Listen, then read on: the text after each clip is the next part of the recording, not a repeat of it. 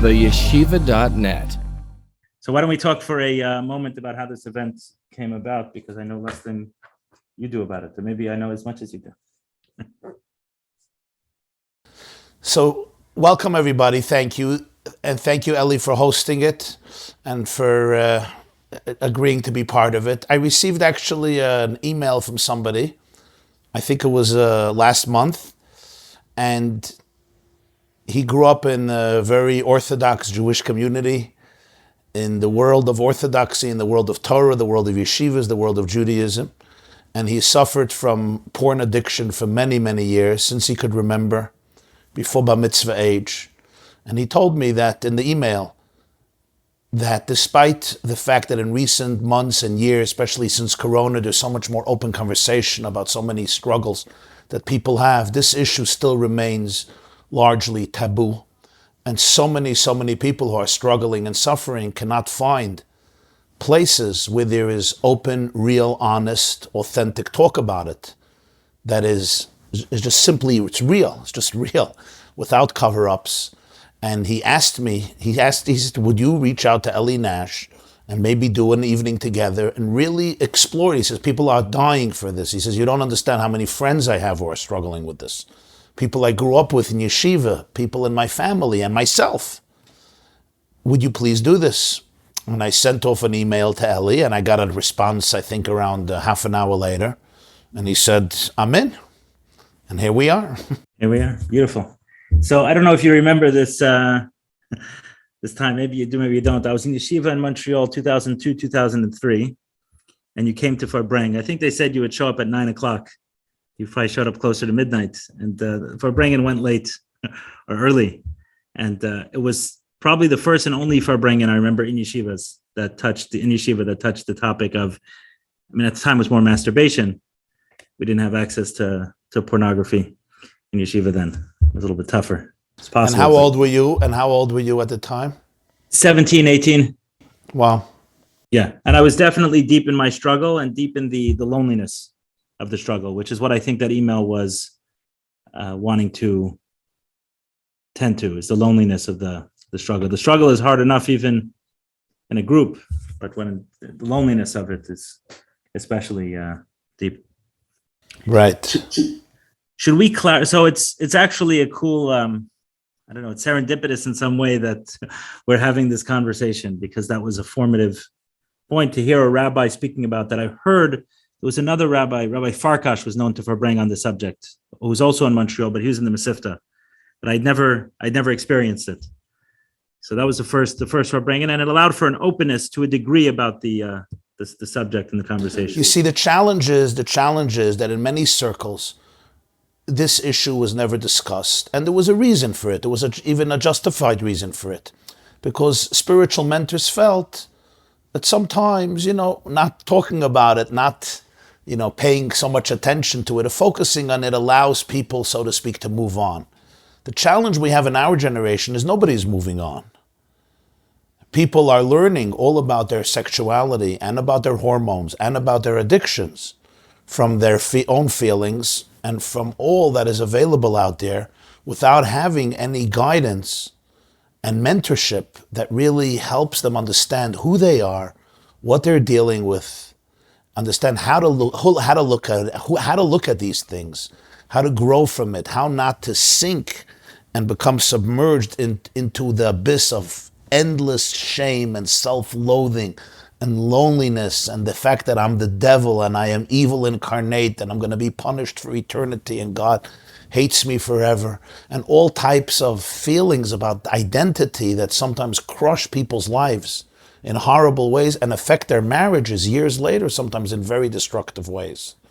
And it's so common, and there's so little for people, so many few places for people to turn to and get just a real education about this in a way that is soothing and in a way that they do not have to feel that they're the most horrible creatures who ever walked this planet.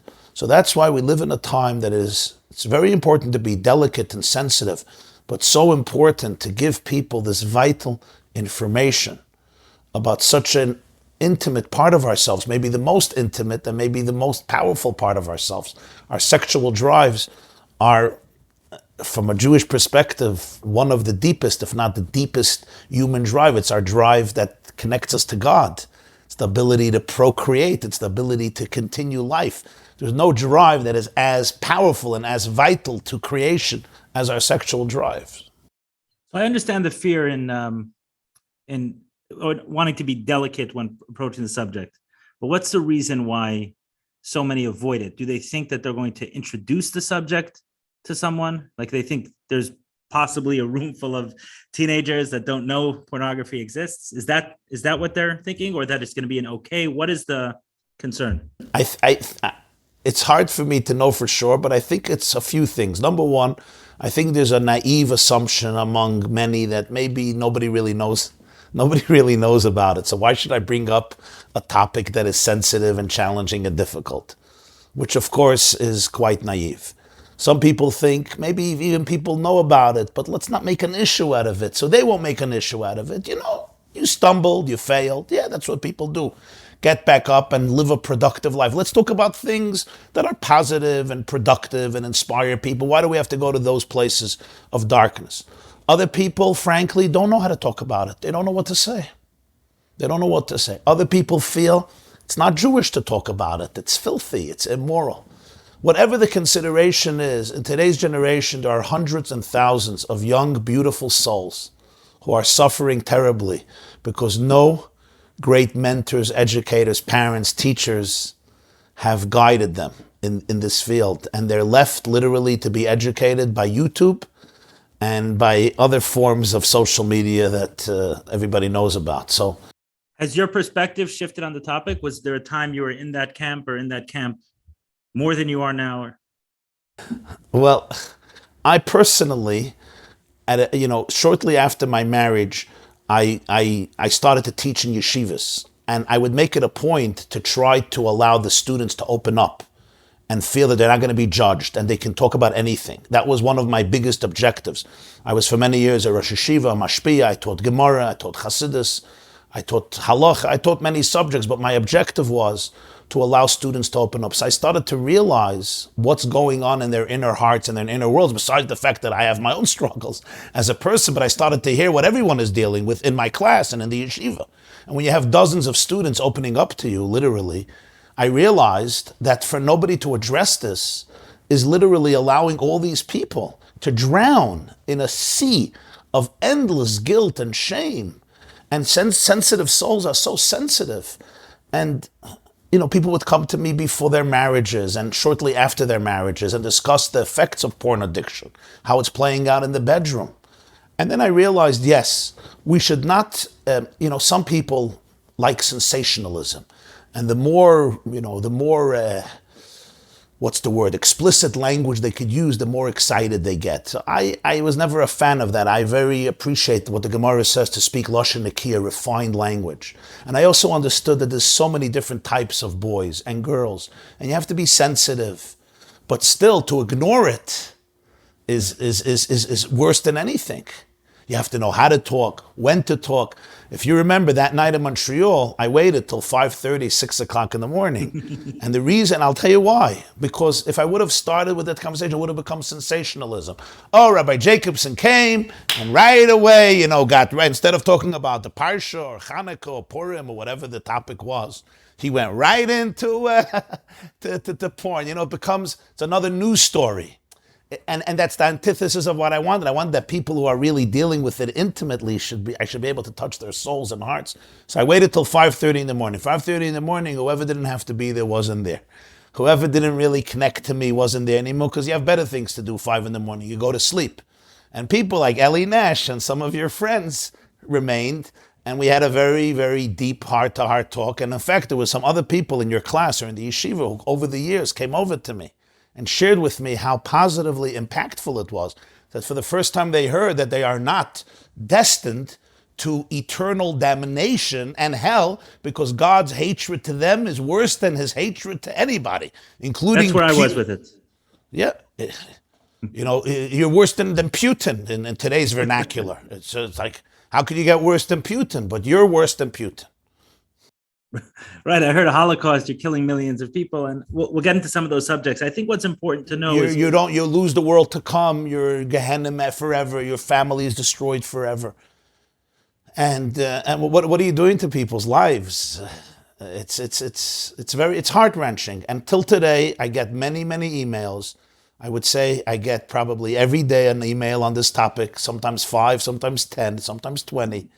And I just see, so I answer people, and it's just very important for people to have an address to be able to open up with their name or anonymously, and we should be able to talk about it. So that may be the difference in how you came about to your opinion. It's just you invited people to speak openly about what was going on, and then you heard, and then once you understood the truth, then how can you not address it?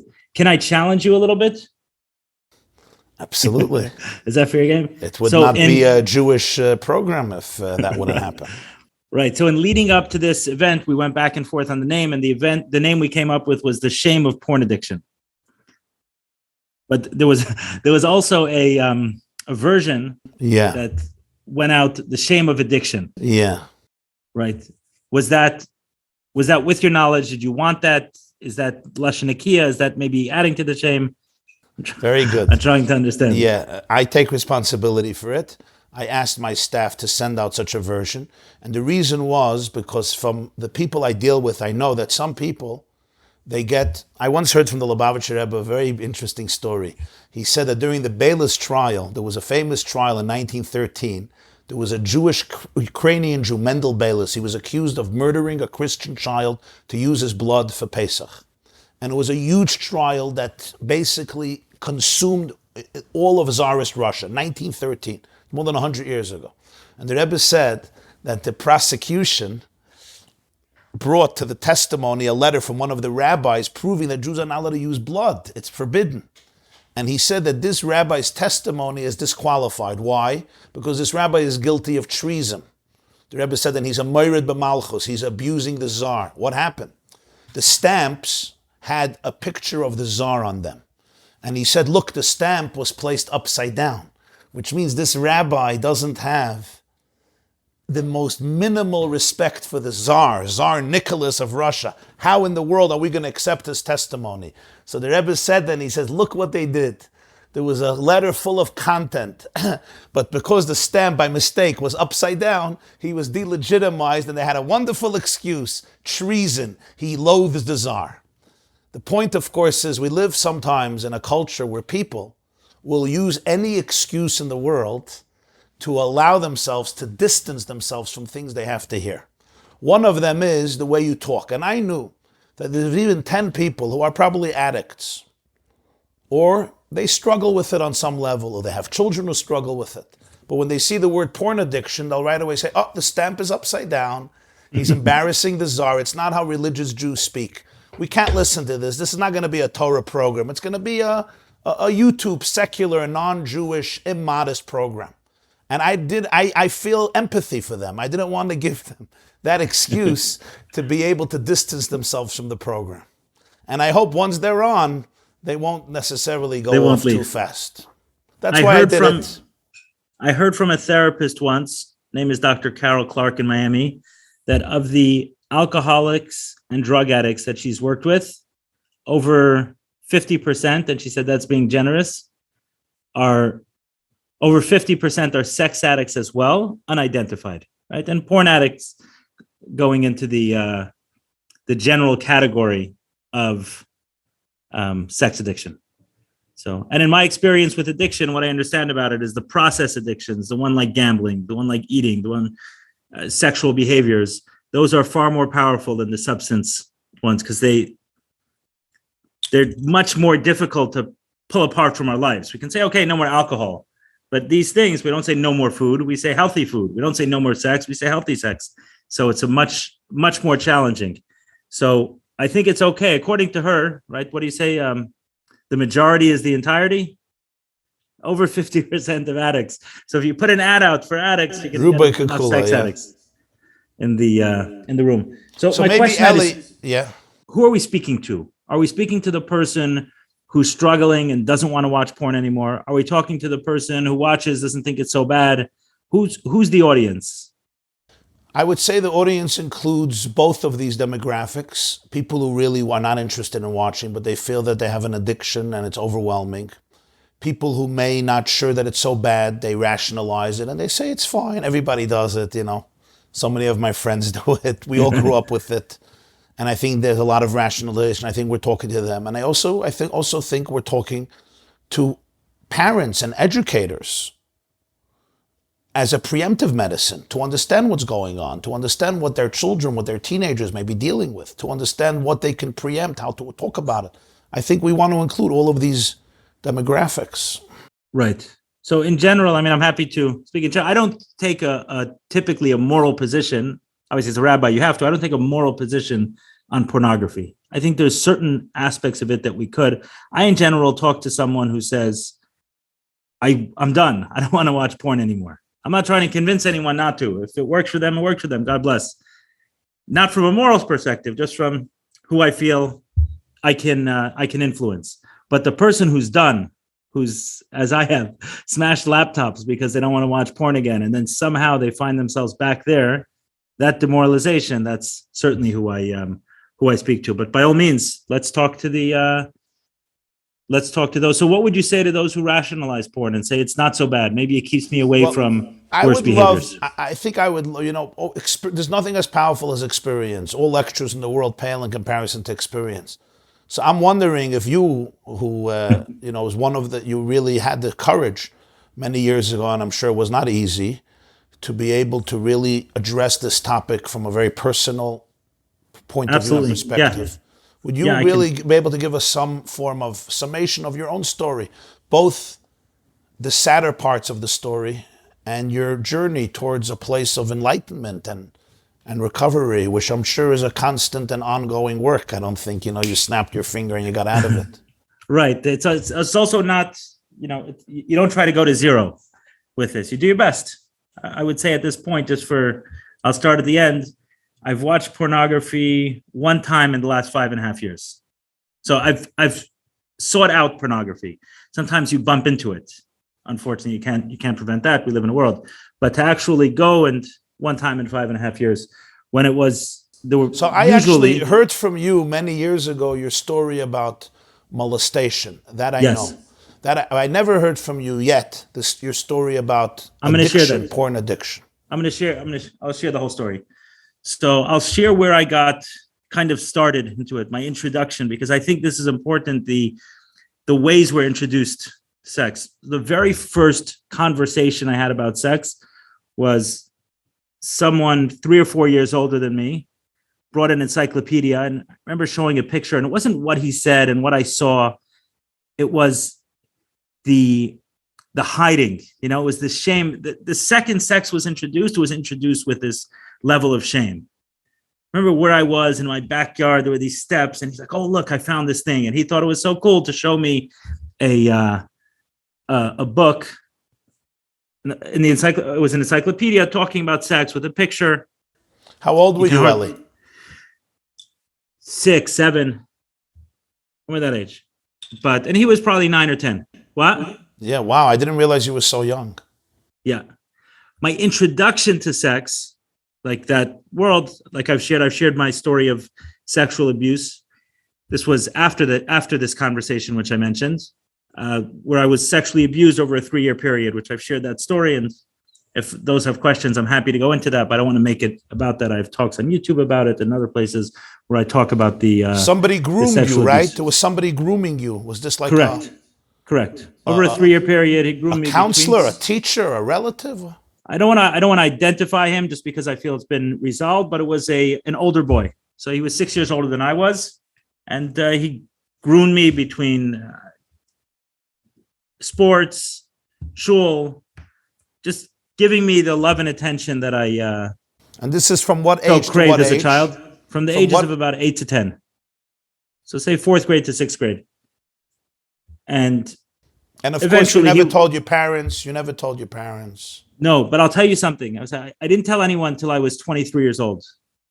I went to therapy, and the therapy identified certain struggles that I was having with being abused. But although I kept a secret for a long time, I did tell the first person who asked, which is And I went to therapy when I was 12 or 13. I got into a fight with a kid in yeshiva, and the kid said he's going fry because of me. So my punishment was I had to learn Tanya Baal Peh and to go to therapy.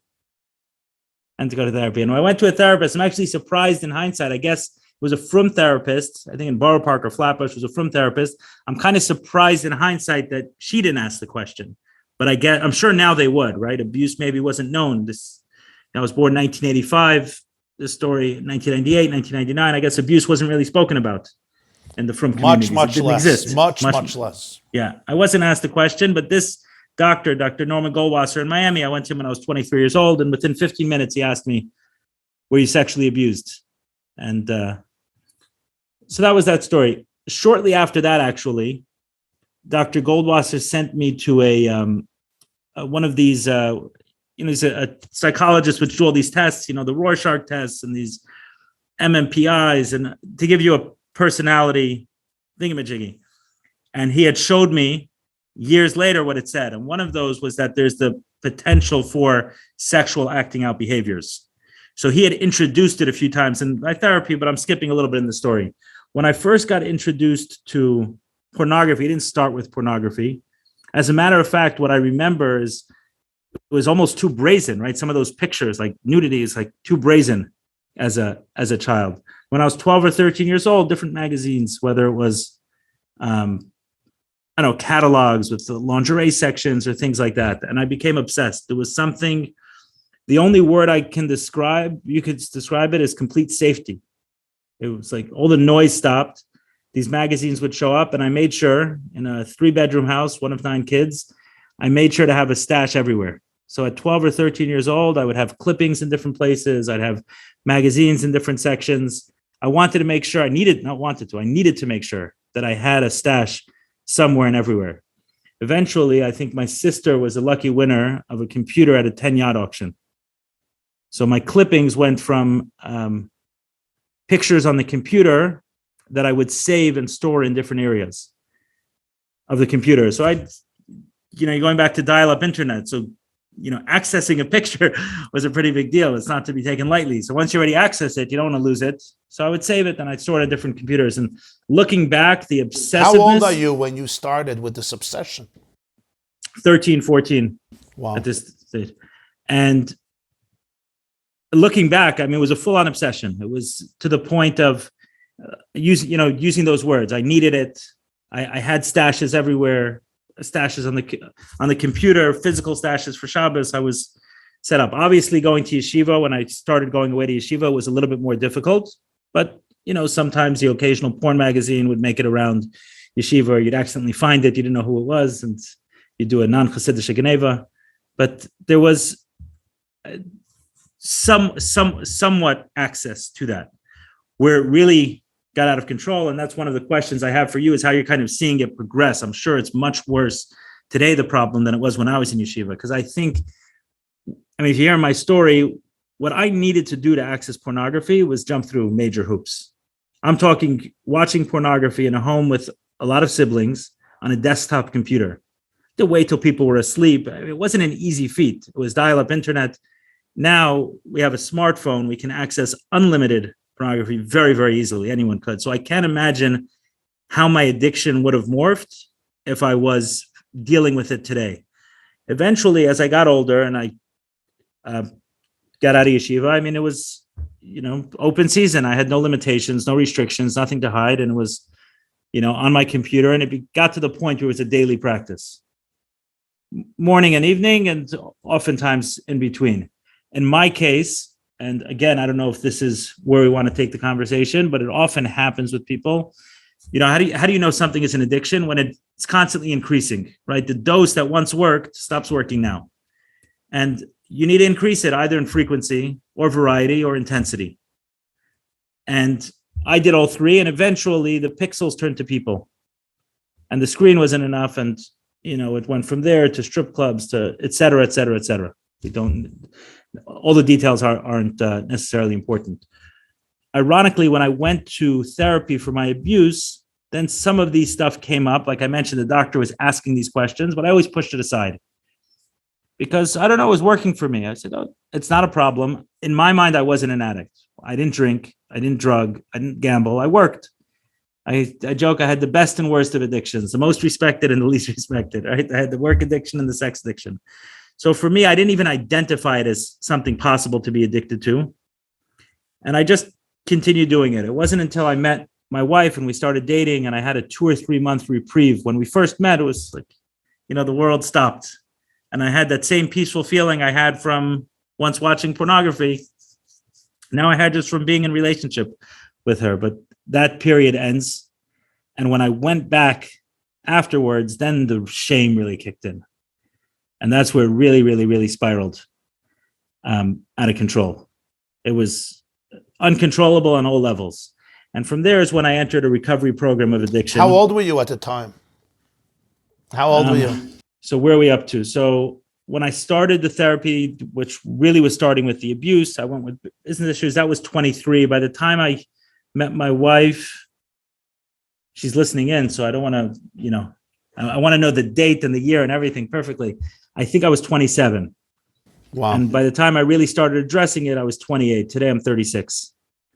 And I entered. What caused the shame so badly at that point? Like, why, when you were 19, what was the cause of the shame?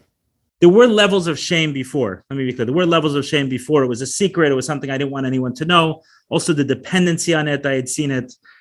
One story I like to share is when I was 22 or so, I got an eye infection. I went to a doctor, and the doctor said that I had a corneal ulcer, and he was concerned that it may not respond to antibiotics. He wants to see me every day. He's like, make an appointment with my office every day for the next 14 days. So I see how it's reacting to what I'm giving you.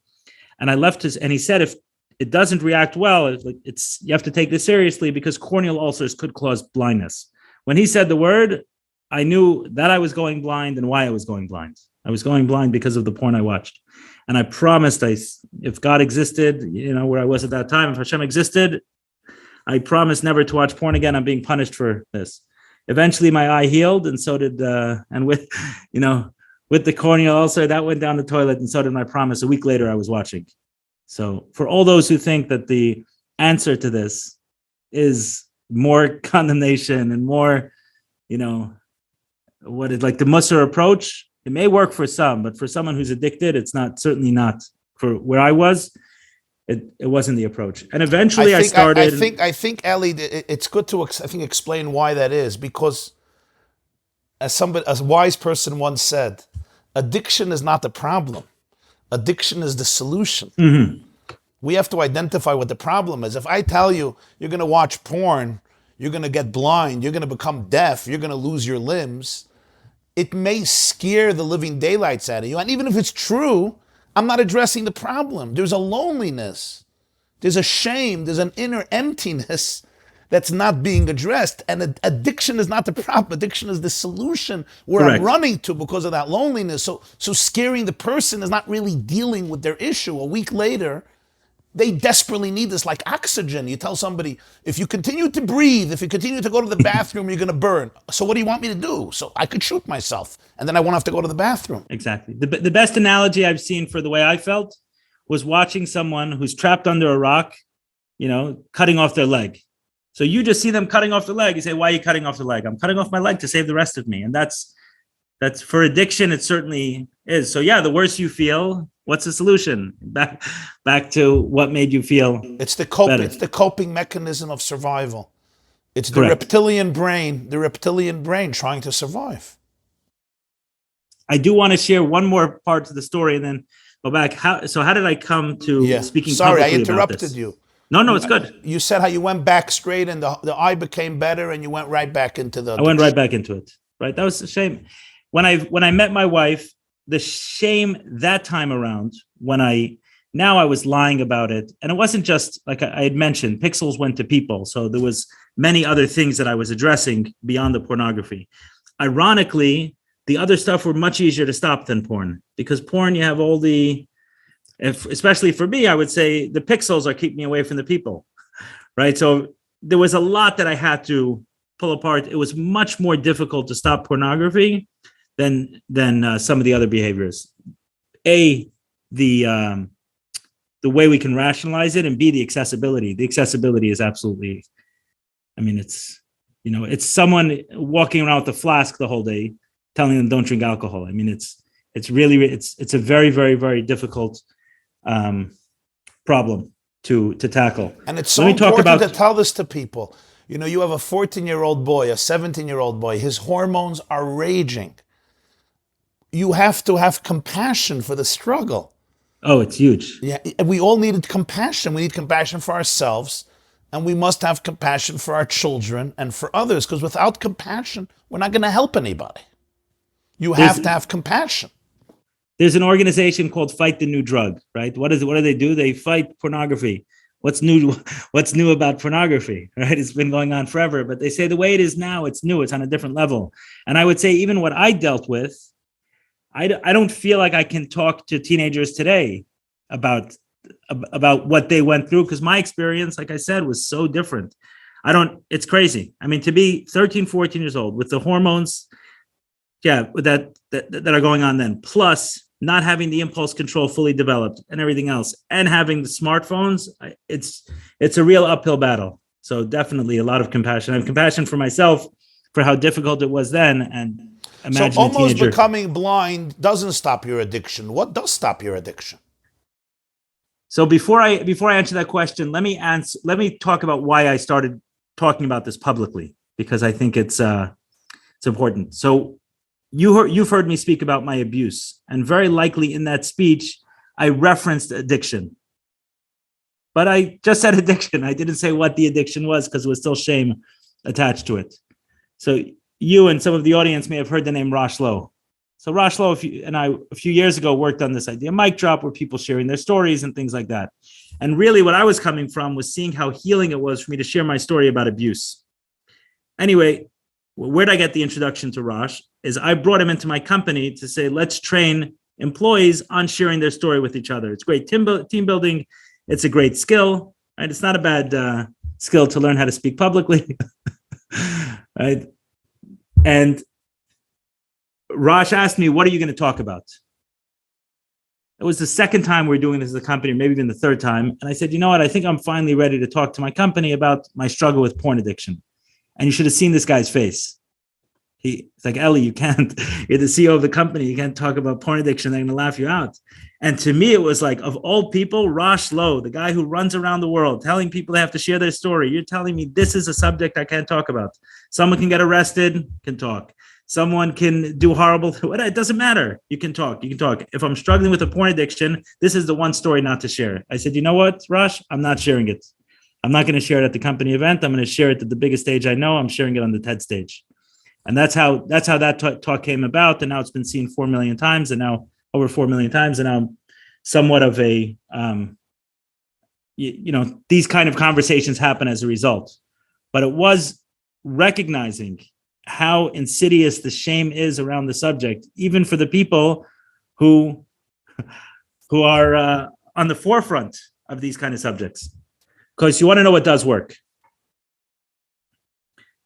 Almost every single person I've worked with to overcome porn addiction with them, I've encouraged them to write a thank you and a goodbye letter to pornography. So I actually wonder, as a rabbi, what you think of such an idea. Did I say enough, or do I need to explain it more? I would like you to explain more, just to make sure we understand. So I'll give a specific example. So from guy I was working with, who's he called me when he found out his son had an illness. And when he found out his son was born with an illness, he felt so guilty, because I don't know where these teachings come from, and you got to help me with some of these things, where they come from, where they're sourced. Because what he told me at the time was one of the punishments for pornography is to have unhealthy children or something like that, right? So he was convinced that his punishment for all the porn he watched was now his son was born with a genetic defect of sorts or something else. And he was so ashamed and embarrassed. So what do you think he did? He hired a prostitute. Porn was not enough. He went from pixels to people. And it was at that point in time that he crossed that line, a from guy, that he reached out to me. So I spoke to him and I said, what did porn do for you? What were the benefits? What did you get from it? In other words, where can you say thank you to pornography? And he really, really struggled with this. What do you mean? I'm a frum person. It's a terrible thing. It's an avera. I said, I understand it's an avera, but if someone was starving and they ate a ham sandwich, it may be wrong, but it did something for you. It filled you up. It gave you energy. What did the pornography do for you? Why did you keep going back there as a child? Why do you keep going back there today as an adult? And it was a very difficult conversation just for him to get his head around looking at pornography that way. But without fail, everyone who I've been part of their journey of recovering from porn addiction has had to write a thank you letter, right? Acknowledge the benefits that porn gave to them, but like a friend who's overstayed their welcome, goodbye as well. So thank you and goodbye. And then to seek out all of those benefits that I'm enumerating here. I'm not just saying thank you. I'm actually going into detail. You helped me during my times of loneliness. You helped me during my times of desperation. You helped me when I was bored, and this is how you helped me. Now I'm going to try to solve those in a healthier way and a more productive way. I frankly think it's brilliant, and not just brilliant. I think it's very authentic. Meaning, a wise man once said, "Don't talk about the addiction, talk about the pain." Mm-hmm. Talk about the pain. That's what the thank you letter does. The thank you letter is, my addiction was my coping mechanism, it was my survival skill. It was something that actually helped me in crazy situations. So I have to acknowledge that in order to be able to acknowledge the pain, the void that was being filled by the addiction, and then I can say, how am I filling that void today so I don't have to go to porn? So the frum or religious hang-up he was having of saying, this is an avera, how can I acknowledge, that's where he was struggling. Saying, you're asking me to say thank you to this avera. You're not saying, again, addiction is not the problem, it's the solution. That's the key. We got to find out the pain. You're not thanking the fact, you're not being grateful for the fact that I was a porn addict. You're saying thank you to your brain that devised a coping mechanism for you to survive, and it actually served you well. Tragically, you had to go there in order to save yourself. It's a tragedy, but could you have compassion for the tragedy? Let's talk about something else for a moment. How many of us detach from our emotions when we are 6 years old because of our own anxiety, because of the fact that we are emotionally neglected, we have attachment disorder, and it's too painful. So we just go offline with our emotions and we cannot connect emotionally. One day you have to say thank you. Your brain was trying to save you from pain. Is it a good thing that I had to detach? No, it's a tragic thing. But this tragedy is what saved me. Now tell the addiction, you served me well, you did what you were trying to do, you kept me alive. But you know what? Now I want to actually live. I don't want to just stay alive. I don't want to be a reptile or a lizard. I want to be a real person that all the parts of my brain can function together. My amygdala brain, my limbic brain, my prefrontal lobes. I can be a fully cognizant, conscious, aware, intimate person. I can be honest. I can be authentic. I don't have to run to porn addiction to address my pain. You know why? Because I'm an adult. I'm mature. I have courage. I'm going to observe what is happening inside of me, what is being triggered. I'm going to address it in healthy, productive, and meaningful ways through relationships that help build my self-esteem and really fill my void and don't cause me to run from my void. I completely appreciate very much your perspective. Say thank you, a thank you letter, and a goodbye letter. Anyway. In fact, I would argue that you can't really give a goodbye letter if you don't give a thank you letter. Correct. Because it's an external goodbye. People don't. Addiction is about. We're going to use here Hasidic terminology. You grew up in a Hasidic community. Perfect. Addiction. There's chitzonius of addiction, and there's the pnimius of addiction. The chitzonius of addiction, the external facade of addiction is porn, gambling, alcohol, heroin, cocaine, prostitutes, clubs, binging, drinking, kiddush clubs, anger, whatever it is. That's the outer facade. The pnimius of addiction is the neshama. It has a soul. Addiction has a soul. There is a yearning. I heard from Dr. Twersky. We were together with Dr. Twersky on a Shabbaton, no? In Boca. You were there? I think you were there, no? Yeah, I was there. Florida? Yeah. Dr. Twersky, Olav Hashalom, Rabbi Abraham, Dr. Abraham Twersky was There's one coming up psychiatrist. soon. Yeah, who passed away last year in Right. Jerusalem. And I remember he told me in Boca, he said, I asked him, Dr. Twersky, you've been dealing with recovery for 60 years. Could you sum up what you learned in 60 years? I don't have patience to go learn for 60 years. And he said something so profound. He said, the addicts among us are the most spiritual people. Because what happens is their void is much deeper than everybody else. They're very sensitive souls. So he said, most of us can dismiss our voids through easy distractions. They can't, because the void is deep. So they have to go to deep addiction.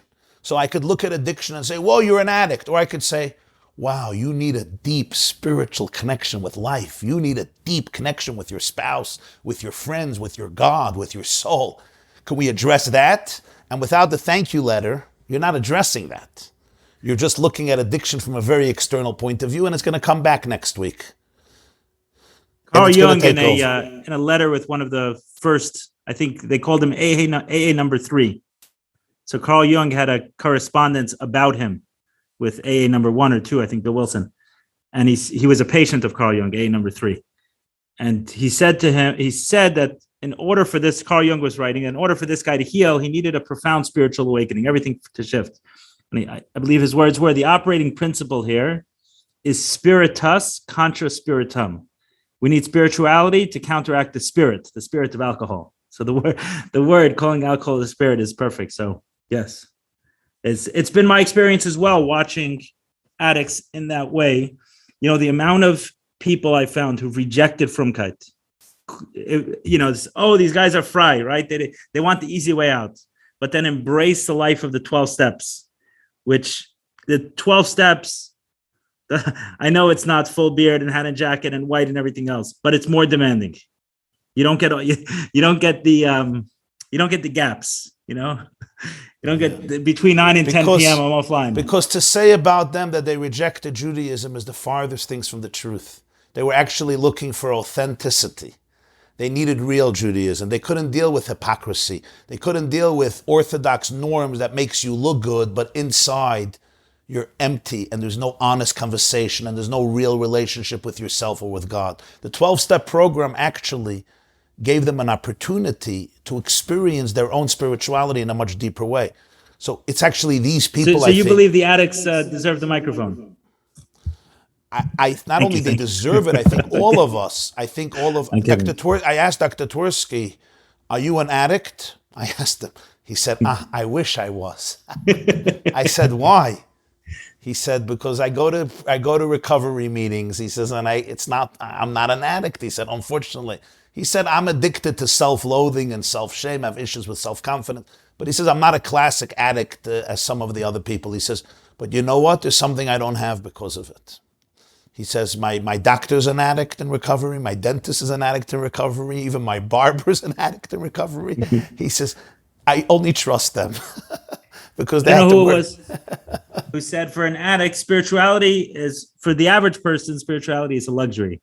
For the addict, spirituality is a necessity.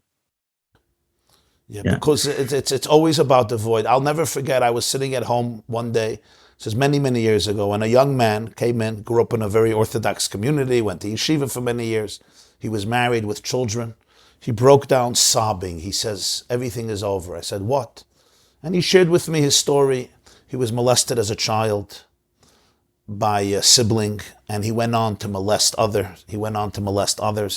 At the age of 14, he was a full-blown porn addict. He would leave yeshiva every day, and he did it for years. He got married, but the addiction just continued. And he said that now his wife discovered it. His wife discovered everything. The porn and the clubs and the prostitutes and the other women. And to see a young man, 31 years old, breaking down at my dining room table, I'll never forget, in the middle of the day, just sobbing. And you look at this person, and you know what, Eli? I have to say, I did not have an ounce of judgmentalism. This kid was molested at the age of 6. Tell me, how much free choice did he have? How much free choice did he have? Yeah. Nothing.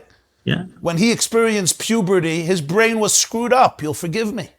The first time he went to the mikveh As a teenager, he couldn't see other people's bodies in ways that other kids see it.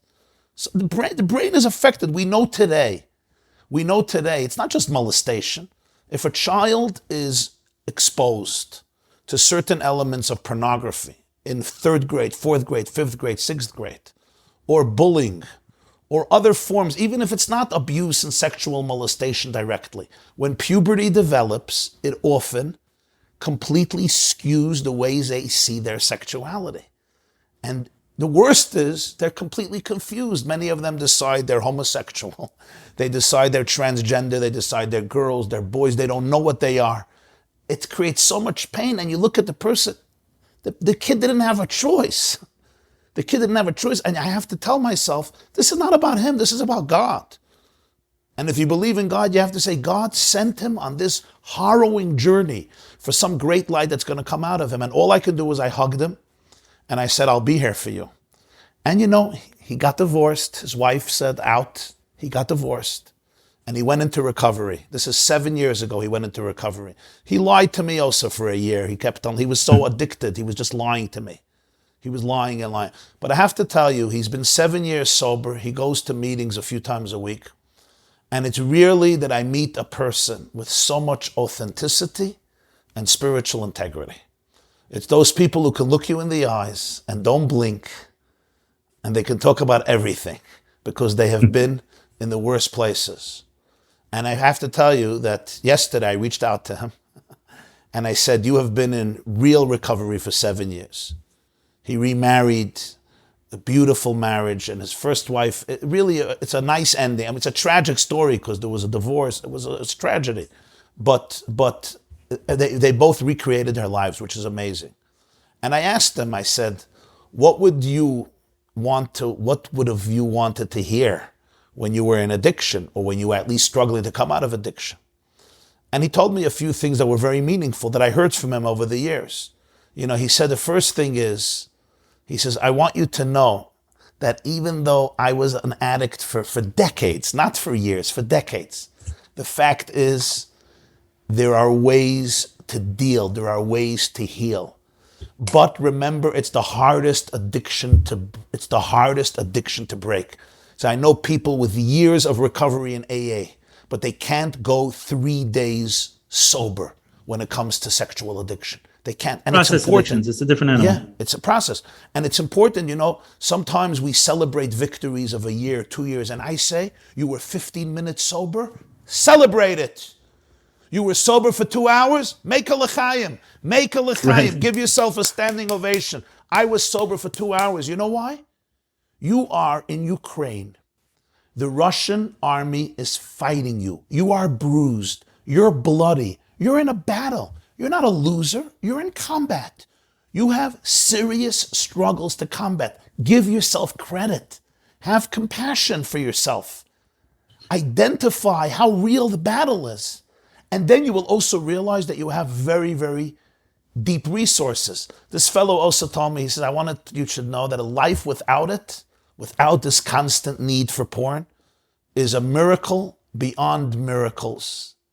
And also, he says, you have to tell the wives. The wives often think it's their fault. He says, tell the wives, you can be a supermodel, and you could be the greatest lover in the world, and you could be an amazing woman. Your husband may be sick. He may have a disease. And without his courage and readiness to get cured, you sometimes cannot do anything to cure him. Don't take the blame on yourself and say, I would be a better wife if dinner would be much better, if X, Y, Z would happen in our marriage, all problems would be gone. That's not the case. Another thing I'll tell you a great story. I saw a video once, a woman explaining something titled like why I left the industry, why I left the porn industry. And this woman was explaining why she stopped as a porn star. It connects directly to your last point. And she said she walked in once on her boyfriend watching pornography. And she says, here I am thinking that it's because I'm more attractive. Wow. Everyone's watching me. Wow. Then I walk in and the one person that doesn't have to pay, that I want to be available to, he's watching someone else. She said it was at that moment that I realized that pornography is not like just about sex. There's something else going on. It's operating on a different system, and I can't feed this. Exactly. And she left the industry. It's not about sex. It's about loneliness. You know, the antithesis of addiction, Eli, is not sobriety. The antithesis of addiction is connection. That's why we're here. Connection. It's so much. What do you feel about shame? This shame. What do you feel about this shame?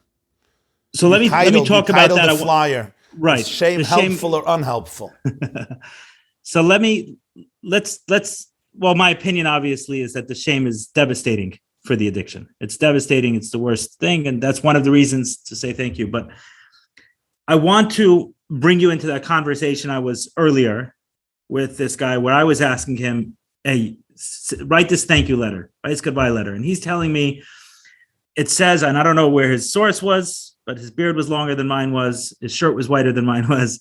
And he said, But you have the white keeper. He probably had a black one. That is true. At the time, I may not have had any. It was just an internal one. But he was saying, he quoted something, right? The reason my children are sick is because I watched pornography. So what we're talking about is nice and wonderful. But when someone has all of these texts of how your teeth are going to fall out, your breath is going to smell, you're going to die young, you're going to lose it, whatever it is, right? All of the horrible things about shichva zar levatala, about spilling seed, masturbation. Yeah. What I mean, what would you tell that person right there? Obviously, I was limited. You know, he didn't look at me as even though I do have my rabbinical degree, he didn't look at me as a rabbinical figure. So I wasn't able to touch that part of it. But what do you say to someone who's sitting there and has the quotes and everything to throw at you? Right. It's a great question. They're such a horrible person. It's a great question. But here's the key issue. The key issue is that what I find in most cases, that I can't say about all, most cases of people that I know that write to me, that share it with me, their addiction has really very little to do with what these texts talk about.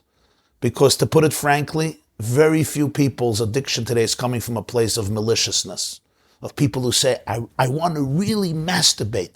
I really want to be an addict to porn. I'm telling you, Eli, in 99% of cases, their poor brains have experienced a trauma. I want to make sure I understand what you're saying. You're saying that the text that was written is very often not applicable to many of those cases, probably most of them. Why not? So what is the text talking about? Very simple. Take a look at your life. You were 6 years old when somebody exposed you to pornography. You were 8 years old when somebody started to sexually molest you. Can we stop for a moment and say, how many choices did 9-year-old Eli Nash have? What did he know about sex? What did he know about himself? Who decided the trajectory of your life? You were an 8-year-old boy who said, God, I hate you. Judaism, I hate you. I'm going to become a porn addict till I am an adult, and I am not going to care about anything. Is that what happened? Of course not. So who is the text referring to? Because when I'm a broken, tormented kid, alone in the world, without anybody being here for you throughout that horrific molestation. Can't we stop and realize where's the sinister motives here? There's somebody who's trying to spill seed deliberately and intentionally. Most of these poor people are desperately looking for some oxygen, for some relief, for something to release me from my anxiety, my depression, my loneliness, my brokenness, my trauma, my wounds. You think I understand this and God doesn't understand this? Rabbi YY understands this, and your creator who created you and loves you unconditionally and chose you to come down into this world because he believes in you, you think he doesn't understand this? And he looks at you and says, wow, you're evil, you're the devil, you're going to burn in hell, and all your kids are going to die and be blind. So you say, obviously, listen, as 8, 9, 10 years old, you're not going to say that, but you're not going to say that. But someone who's 30 years old, and still, when I was, 28, 29, 30, and I'm still engaging in these behaviors. But when you were I'm a person who's responsible for his actions. True. But the only way for people to be able to recover is if they actually recognize their power as 30-year-olds. Because many 30-year-olds are still the 8-year-olds. Come on. I'm 49 years old, but when my trauma is triggered, I'm a 6-year-old boy. I'm not 49 years old. We are all little children when it comes to our addictions and our traumas and our wounds. You know this better than anybody else. We are all little children. We are vulnerable, broken children, desperate for love, desperate for validation, desperate for connection. You may be 30 years old. You may have a beard that's longer than, I don't know, than anybody's beard. You may be a wonderful scholar, but in terms of your emotional development, in terms of your inner emotional self-confidence and wholeness, you may be a 6 years old. And the only way to help yourself is if you can actually give yourself compassion and observe the triggers that are causing you to go there and realize your wholeness, that your wholeness is actually deeper than your pain, that your infinite value and God's love for you transcends all of your mistakes. And then you can address the addiction from a place of maturity, and then you can make choices. You can only make choices when you're not defined by your pain because you identify your wholeness. As long as you don't identify your wholeness, you're a victim to your choices. Freedom is a muscle. You either use it or you lose it. We have to create new neural pathways to have choices. Our neural pathways, especially of an addict, are very, very narrow. You think in one way. You talk one way. Your consciousness follows one direction. Only when you can cultivate a larger version of yourself and you can observe, you can have an eye that observes the triggers, you could say, wow, look what happens when my wife says this to me. Why am I triggered to run away, tell her I'm going to shul and instead go to a Thursday night strip club? You can observe it. You could look at it and you could say, wow, can I see what happened? And then you can actually start making choices. And then one day you'll be lucky enough that those texts will apply to you. You know why? Because you're lucky enough to have choice. You're lucky enough to be courageous. You're lucky enough to actually look at your life and say, you know what?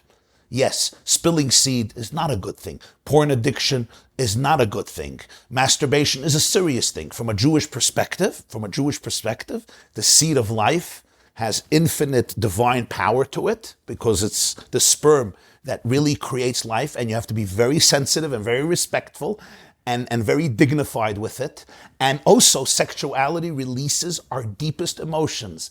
And when my emotions are being released through masturbation or porn, I'm never going to become an authentic person because it's just getting released. It's being squandered. Only when I actually don't let it get released and I deal with myself, I deal with my anger and with my pain and with my wounds and with my frustration, do I become a real person.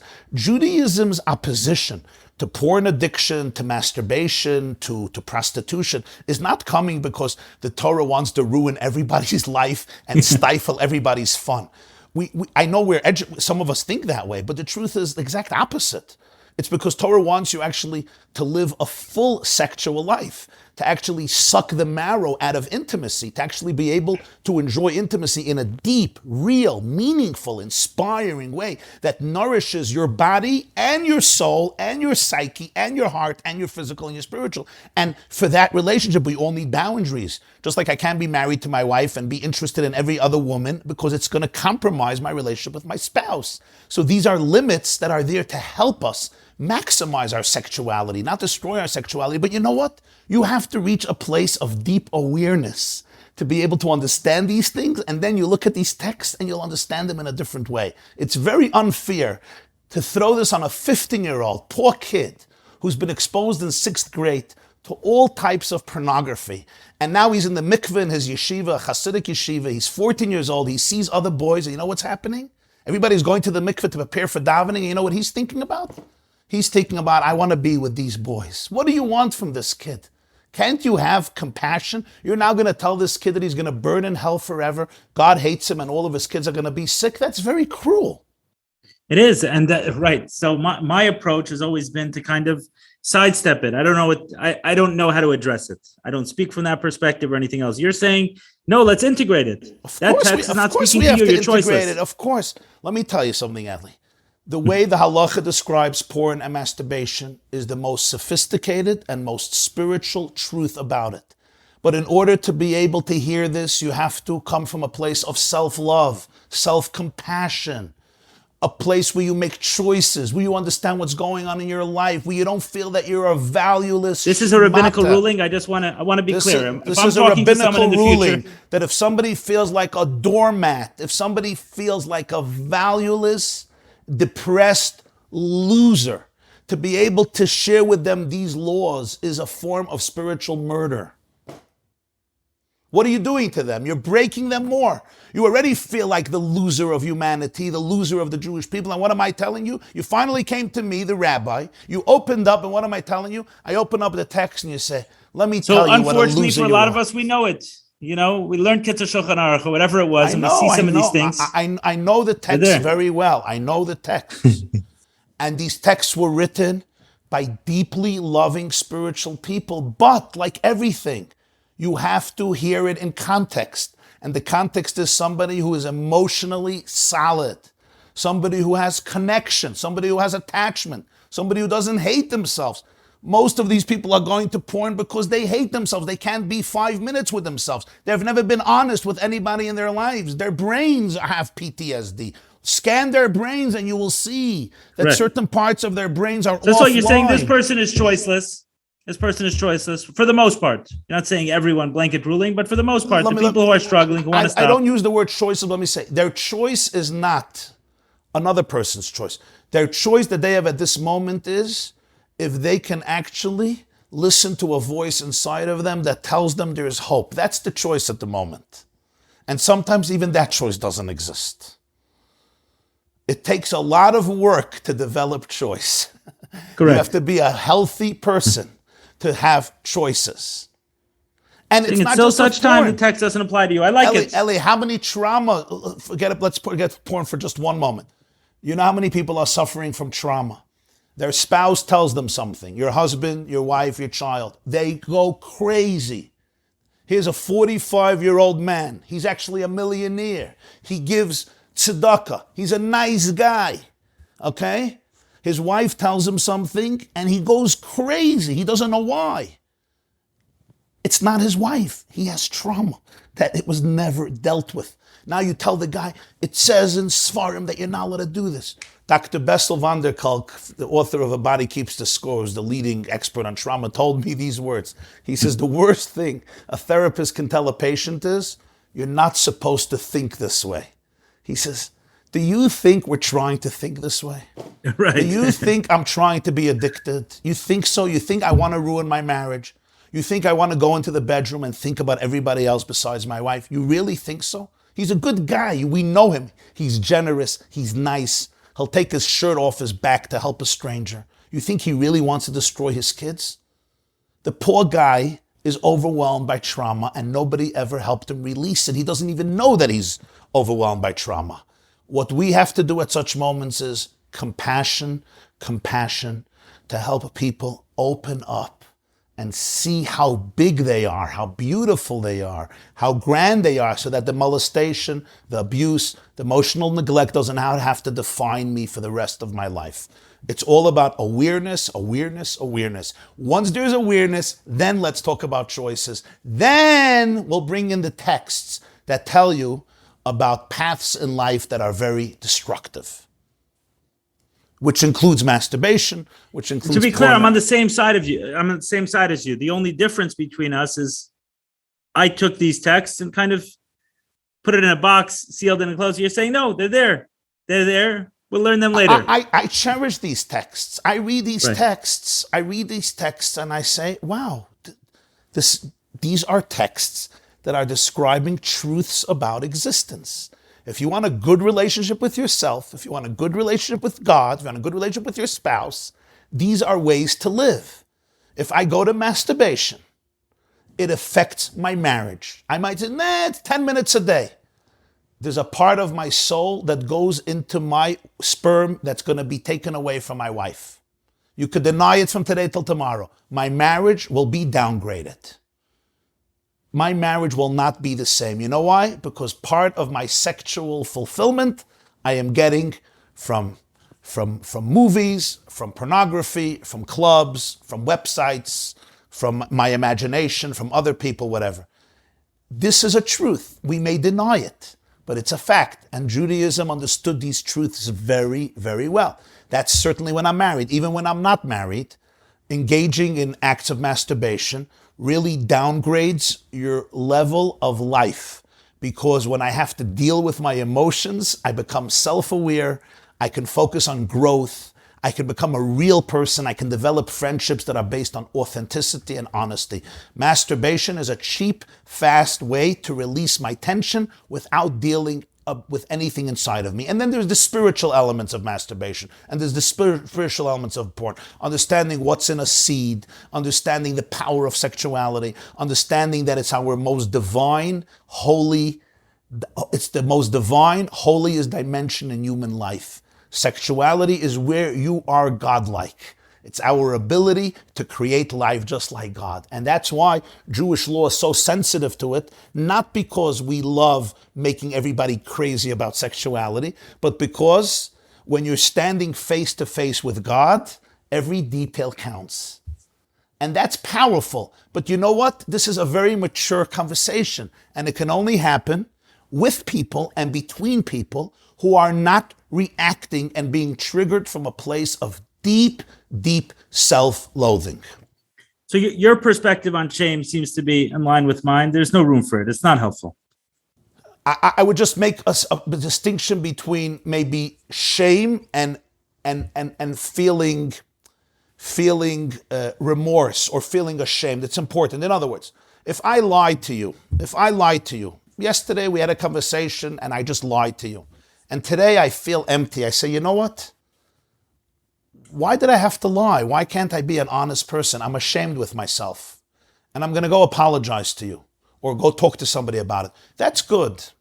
That's good. It means I have a moral sensitivity and my soul is almost crying out. You could live a better life. You don't have to lie. That type of remorse or inner pain is good because it's motivating me to mend my mistakes, to apologize, to say I'm sorry. But when shame becomes about, I'm a bad person, I'm a sick loser, then not only is it not good, it actually increases addiction. It makes me much, much more addicted. You know why? Because all addiction is about a lack of connection. All addiction is about loneliness. And the moment I tell myself I'm the worst person in the world, I go straight to addiction. So let's say someone's not addicted, and that's why I asked at the beginning of the conversation, like, who are we talking to? Let's say someone's not addicted. Someone just, they watch from time to time. Right. Here too, you have to be very careful. In Jewish spiritual texts, it says that one of the greatest schemes of the Yetzer Hara, let's call him the toxic forces inside of us, is to make people feel that they are losers. Guilt, what we call guilt. Remorse could be very positive. I did something wrong. I insulted you. I lied. I hurt the feelings of my wife. I hurt the feelings of my mother, my sister. I apologize. Remorse, that's good. It's not in line with who I am. It's almost an esteemed position. I feel ashamed with what I did. I made bad mistakes. Fine. And I want to apologize.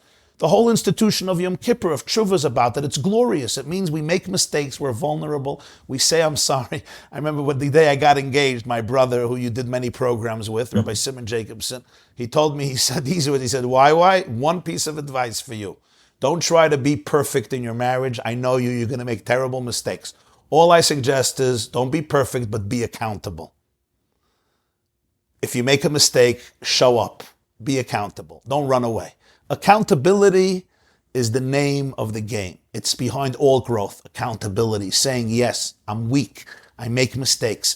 I was sitting at my desk yesterday and I was bored. I was lonely. Maybe I got a big bill from the IRS. Maybe my lawyer billed me. I don't know. And I got into a bad mood.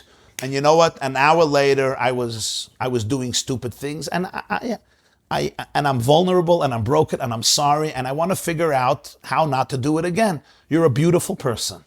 You're a beautiful person. But if it becomes about, I'm just such a bad person, essentially, I'm full of self-shame. What's that going to do for you? It's just going to ensure that tomorrow and the next day, you're going to do it again. It's so important to be able to have balance. And you know what? I sometimes find people, even rabbis, they'll sometimes tell me, that once a month they do something that is inappropriate. They're not addicted, but once a month. And I say, okay, so learn from it.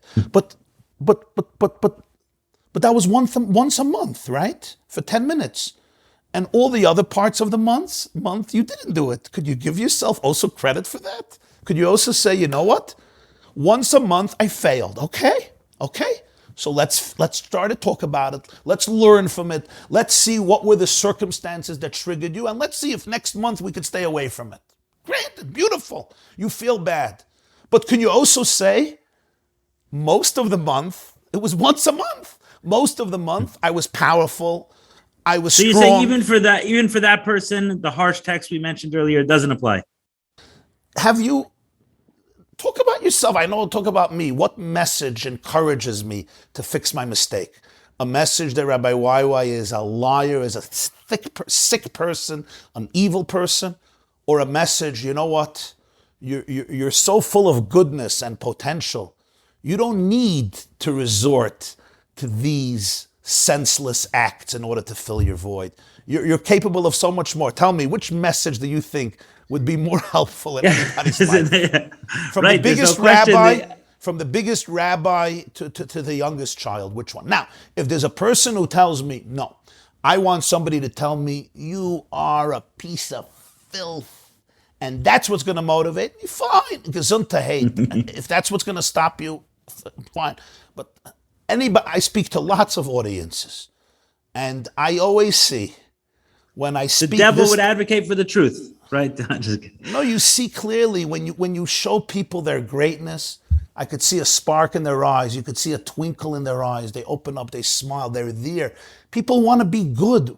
We're not bad people. We're good people. We're broken. We're not bad people. I don't know of bad people. There's a few bad people. But I speak to people, they're not bad. Why are you telling them they're bad? They're not bad. They're broken. They don't know how good they are. You know what the worst thing about people is today? You know what the Yetzer Hara today of most people is? That they think they're bad. Right. That's actually what causes most of the problems. I think I'm bad. I can't fit in. I can't live up to real expectations. I'm anyway a lost case. So just go at least enjoy yourself for the moment. If you're a lost case anyway, and you're going to burn in hell, at least have somewhat of an enjoyable life in this world. It's completely divorced from the entire essence of Yiddishkeit, and that is God wants you to have a great life in this world, not just in the next world. Next world too.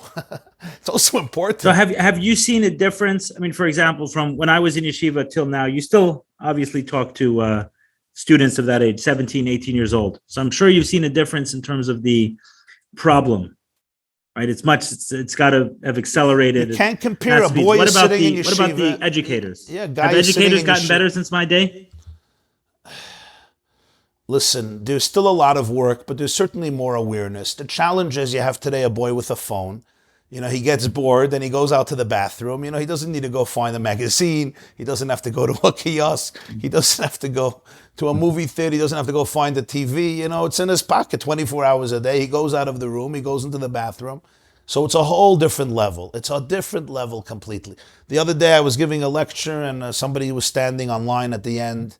He starts crying and he says, I'm getting married tomorrow night. He tells me, he's a chassan. Innocent boy, 24 years old. I'm getting married tomorrow night. I said, okay, why are you crying? He says, I've been a porn addict since the age of 12 years old. 12 years every day, Eliezer. 12 years every day. He says, I'm going to get married tomorrow. My expectations from my wife are not going to be normal.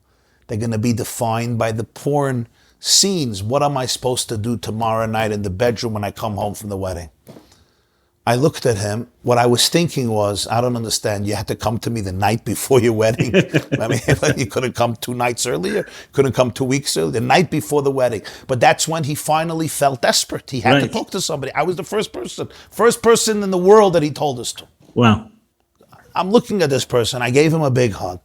I told him, listen, there's going to be work here, but your life is not destined.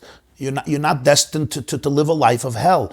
As long as you're aware of the challenge and you're aware that a real woman is not a prop. A real woman is not a prop in a movie, and not a prop on a website, and not a prop in a certain app. And you're aware of it, and you're going to work on yourself. Good things will happen. I have to say, it's been a while now. The man really, he found somebody to open up to.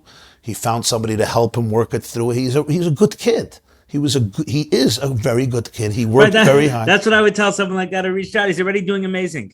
He's talking about it. He's bringing it up. Yeah, and I have to say, he noticed it the day before, not 10 years later. Brutal honesty is where miracles begin. We have to stop lying. We lie. We all do that. We lie. I lie. We lie. Human beings lie.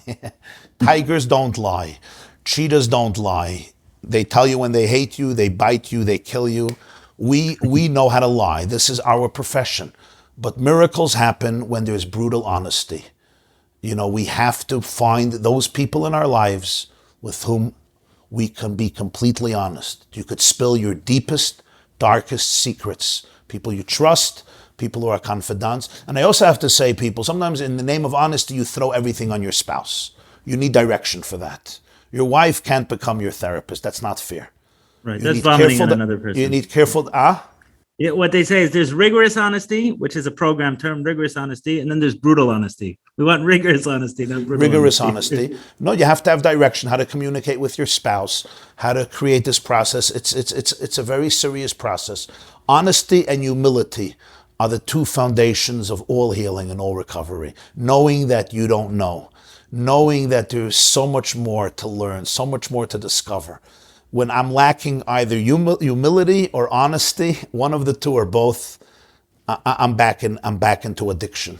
So if we're going into honesty, one of the questions brought this up.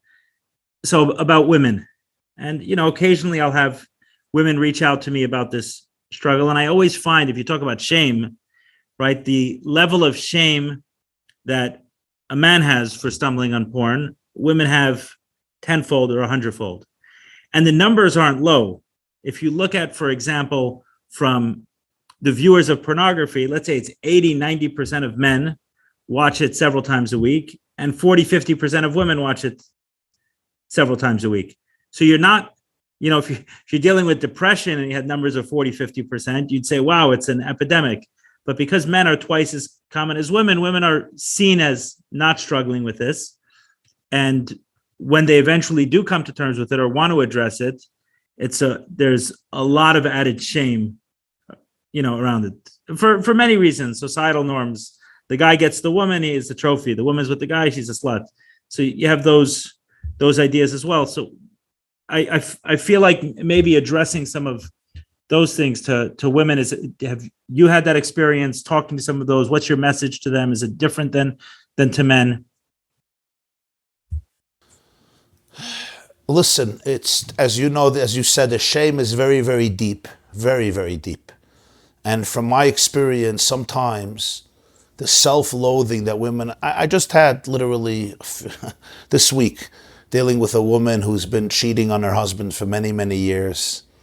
And she's really very wise, very spiritual, but broken, completely broken.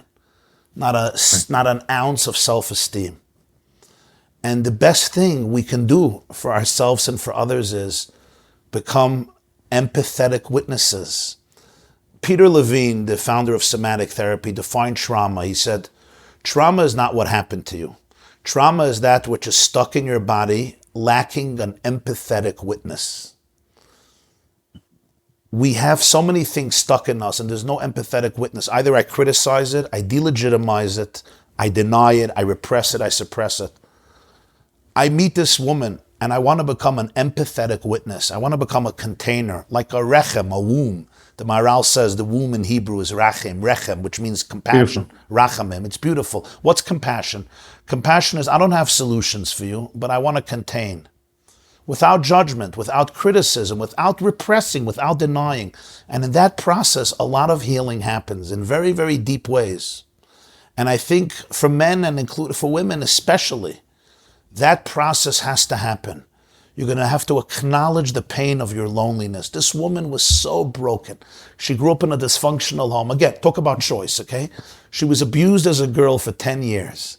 She got married to a man who has serious mental illness and cannot connect emotionally. Yes, she went to porn. She went to other men. She's doing things that are very, very destructive. But what I see is not a sinister, malicious woman. I see a woman who doesn't have an ounce of self self-love, of self-care. And the first thing I can do is just contain her with all her pain so that she should be able to contain herself and be empathetic to herself and really feel what was taken from her at such a young age and acknowledge it, and then realize, back to your thank you letter, everything I did was a coping mechanism. Those were the only tools I knew. I was trying to survive. Women need this as much as men, maybe even more than men, certainly equal to men. And that process is a very, very sensitive and deep process. The moment they can feel the love in your voice and the lack of judgmentalism, they can relax and they can open up. We tighten up when we feel judged. That's why it's so important to be full of empathy to everybody you meet. You know, I have learned in my experience that there's nothing like compassion. There's nothing like just containing the other person. Just be a womb. Literally what a mother does for a fetus. She doesn't judge the fetus. She doesn't fix the fetus. Doesn't tell the fetus how to breathe, how not to breathe, how to grow, how not to grow. I'm just going to let you grow within me. And miracles happen. In 9 months, you have a full-fledged miracle. It's incredible. And if we can do that emotionally to people, I think it's incredibly powerful. Someone asks here how to deal with lust. And I know there's a 12-step program that speaks a lot. It's not one that I've joined, but there's one, maybe some of the people listening. So anyway, that they talk a lot about lust, almost like an addiction to lust. Is this a thing? I have my thoughts on it, which I'll address in a moment. But so share your thoughts, and I'll share your thoughts on lust, please. Yeah, so every time I hear it, I feel like it's a baton to beat someone up over the head relentlessly. Because, like I said, I'm in a 12-step program. We don't publicly say the name of the program we're in, so I won't. But it's not one that addresses lust. It addresses sex addiction. I don't know what to make of lust. People call me, like, I have a lust addiction. I said, I don't know what that means. Does that mean you're human? Like, what is this lust addiction? I know when I did an action. I know even when I'm obsessing over something, I'm toying with a thought, I'm playing with it. Like, you know, I'm writing the story in my head. I've mapped out all the details. That's an action. Even though it's a thought, there's an action to that thought. I'm doing much more than, a thought that came into my brain. Now I'm massaging it, I'm wrestling it, I'm playing with it. But lust itself, like this idea, all I hear is someone that has an endless, like an endless whip, a whip that never ends. I lust it.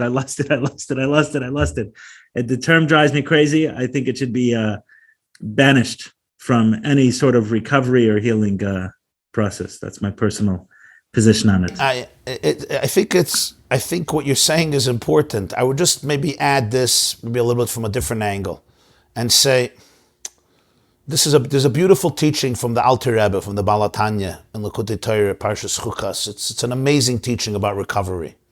And he says, whenever you're feeling a very powerful temptation or lust, he says, have the courage to strip it from the outer facade and look what it's really about. Very often, the lust that you're feeling, that you're calling lust, is coming from a very, very excited soul. You're on fire. And you want fire. You don't want to live a life of quiet desperation, as a great poet Thoreau once said. You don't want to live a dull life. You want to live life to the fullest. Carpe diem, seize the day. You are a lustful soul. You want drama. You want excitement. You want animation. You want electricity.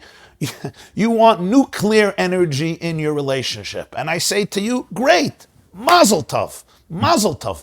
Now let's figure out how to channel it in ways that are authentic and real and deep and meaningful. That's what your challenge is. You don't have to get rid of your creativity. You're on fire.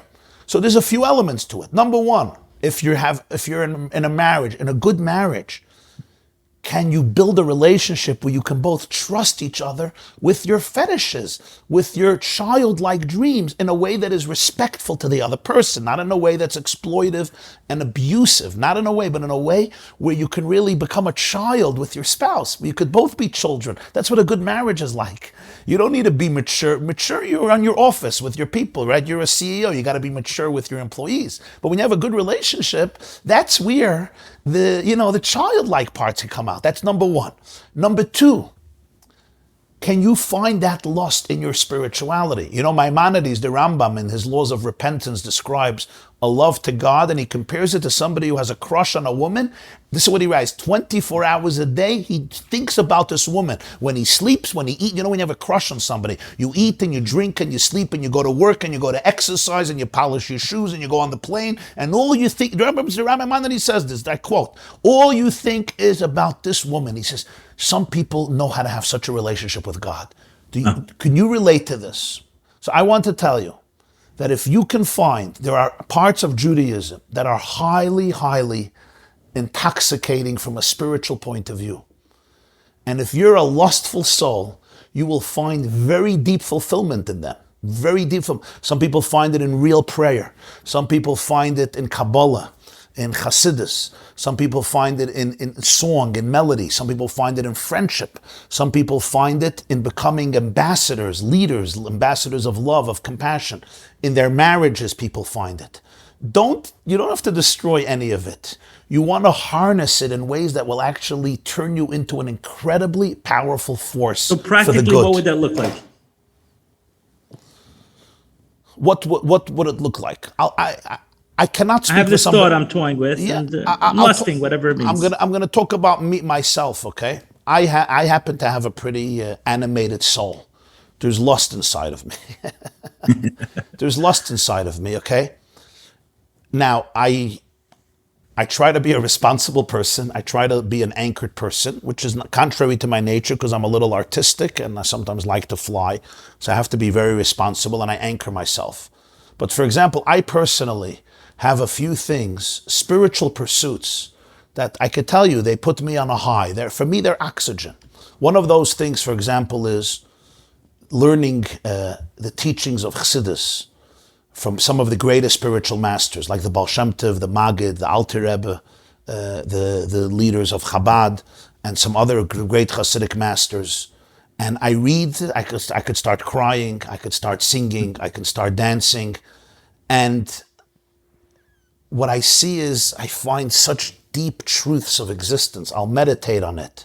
And it gives me a serenity and a tranquility and a perspective that I will not replace for anything. And it allows me actually to teach lots of people and inspire people. The same is true about certain relationships, whether in a marriage or with other loved ones, that are very deep and authentic, and you can allow your lust to come out, again, in ways that are not exploitive. For example, I was a student many years, and I grew up at the feet of the Lubavitcher Rebbe. There was something about his talks for me that expanded my mind and my horizons incredibly in terms of understanding the world and understanding Judaism. Till today, right before our talk tonight, I went on a walk on my street because we have a slope. My street is on a slope, so it's good exercise, and I can use a little bit of it. So I was listening to a talk of the Rebbe, Purim 1960, a Yiddish talk for a few hours. And I just have to say, for me, it was like the lustful part of my soul was satiated. There was such spiritual, existential, psychological, scholastic, emotional depth, and the integration of all parts of Torah and the application to life and to Jewish life. For me, it gets my heart on fire, my soul on fire. Find what can ignite your soul. Get your soul on fire. You need it. You're not a dead soul. Baruch Hashem. Find it. Find it in your marriage. Find it in your Judaism. Find it with people. And if you do, there are such, not everybody needs it. Some people are more, they like monotony. Not to mention. Right, some are colder. I understand. Yeah, there's tremendous also forms of healing today. So many unbelievable forms of healing. somatic healing, body healing, various exercises, energy healing, various forms of meditation, breathing, grounding work. There's incredible stuff out there today that are so in tune with Judaism and with spirituality about integrating truth into your body and releasing trauma from your body and realizing. You're saying instead of fighting the lust, find a way to express it. That's what the Baal HaTanya says. It says all lust has inside a very powerful spiritual core. Get rid of the outer trappings, and you'll see what you're really looking for is something much deeper. And you know what? That's going to be a lust that's going to make you feel proud of yourself. It's good lust. It's becoming crazy about things that you want to be crazy about. It's good to have insanity. I had a conversation with someone a few days ago where he was explaining to me, he was talking about this topic where he has a lot of thoughts about people other than his wife. And he's realized after working through this, and some of it through some of the techniques you just mentioned, that it's really his deep care for humanity. And instead of wanting to be with every nationality, perhaps he has to help every nationality. So you're saying it was an interesting conversation. I was listening to him. I didn't have much to say. I nodded along and did my best to be, what was a rechem, a womb to his ideas. An empathetic witness. Right, to his ideas. I saw they were coming from a profound place of realization for him. Like they came from through some of, like I mentioned, meditation or other kind of sound healing or other stuff. He came to this realizations that maybe my sexual drives and urges is really a deep care for humanity and, cross-cultural. I like everyone. I want to help everyone. And he was talking to me about how he's going to channel that and that he spoke to his wife about it as well. And, where that was coming from, how that opened up a conversation. I didn't have much today, there's a lot of centers that are using psychedelics to heal trauma. And people suddenly realize that a lot of their addictions and their lust are rooted in a deep spiritual yearning for love, for connection, for relationships. That these centers are helping them realize it's amazing stuff. It's a time of revelation, of a lot of awareness. And I want to tell you something else. There's a story in the Talmud in Gemara, Tractate Ksubas, page 17. One of the greatest Talmudic sages, he was a scholar, he would go to weddings and he would dance wildly. And one of the other sages, Reb Zayda, said, you're embarrassing all of us. You're like a scholar, you're a great rabbi. You're supposed to carry yourself with dignity. And then he says when he died, the Talmud says when he died, they saw that there was a pillar of fire following the coffin. And this great sage says, Ahani le shtuse l'sava. His insanity is what put him on a completely different spiritual plane. It's a very powerful concept. Can you go to a wedding and just lose your self-consciousness and dance 3 hours like a little child that has no ego and no self-consciousness? That's healthy insanity. That's healthy lust. There's an unbelievable story in the book of Shmuel, the book of Samuel. King David welcomes back the Aron, the Ark, David HaMelech. And the Tanakh says, V'David mefazes u'mecharker b'chol ois. The king of Israel, the most powerful person, was whistling and jumping and doing acrobats and gymnastic movements, jumping, leaping, literally, dancing. And his wife looked out the window and she said, you are an embarrassment. You are a humiliation. And he says, a humiliation? I would do it much more and much deeper. I'm dancing before God. That type of ecstasy we need in our lives. You see, we Ashkenazic Jews, I know you don't come completely from Ashkenazic background, but many of us Ashkenazic Jews, we decided that all of Judaism is about cerebral experiences.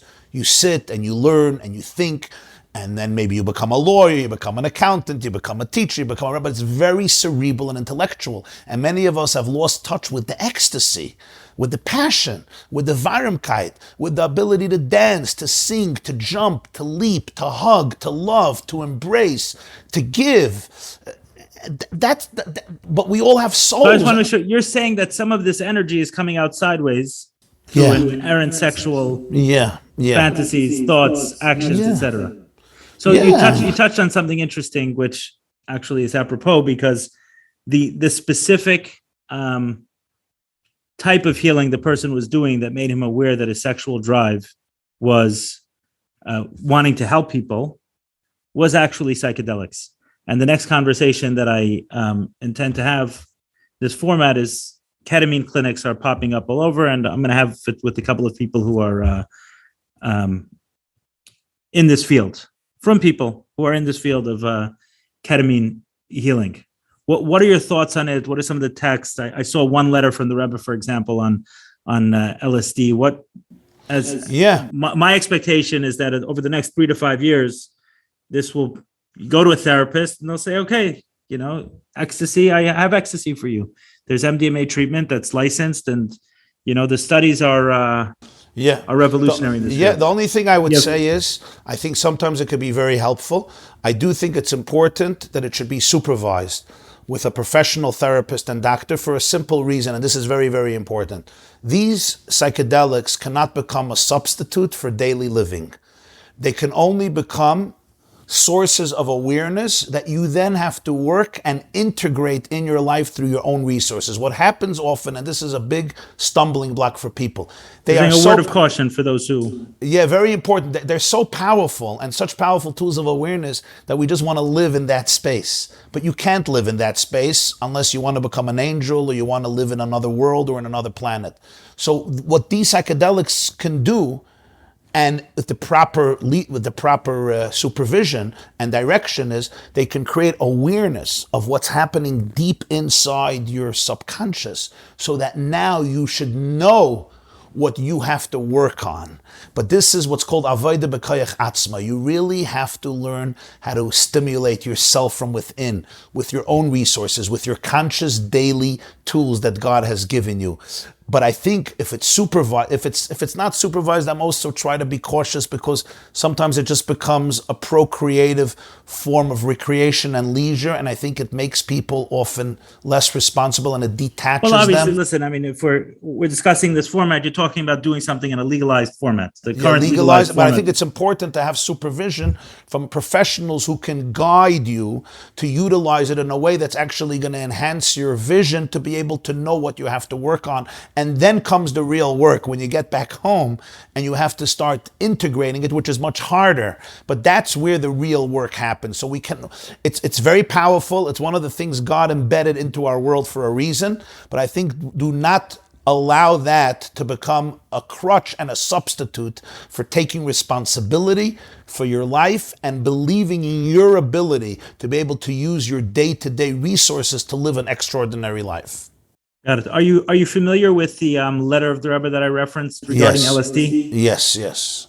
Okay, so most of the letter seems to be fairly negative and against it. How does this jive with what you're saying? There's two words there. Yeah, no. Well, I think with the Rebbe's letters, you always have to know what was written to him, because it was a personal response. And the way I understand it, I didn't see the letter that was written to him, but from the spirit of his responses, there was a movement in the United States of people who LSD was literally a lifestyle.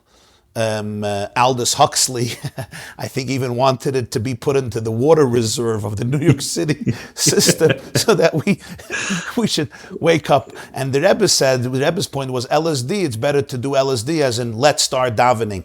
Meaning, it's like sometimes these drugs can create awakenings.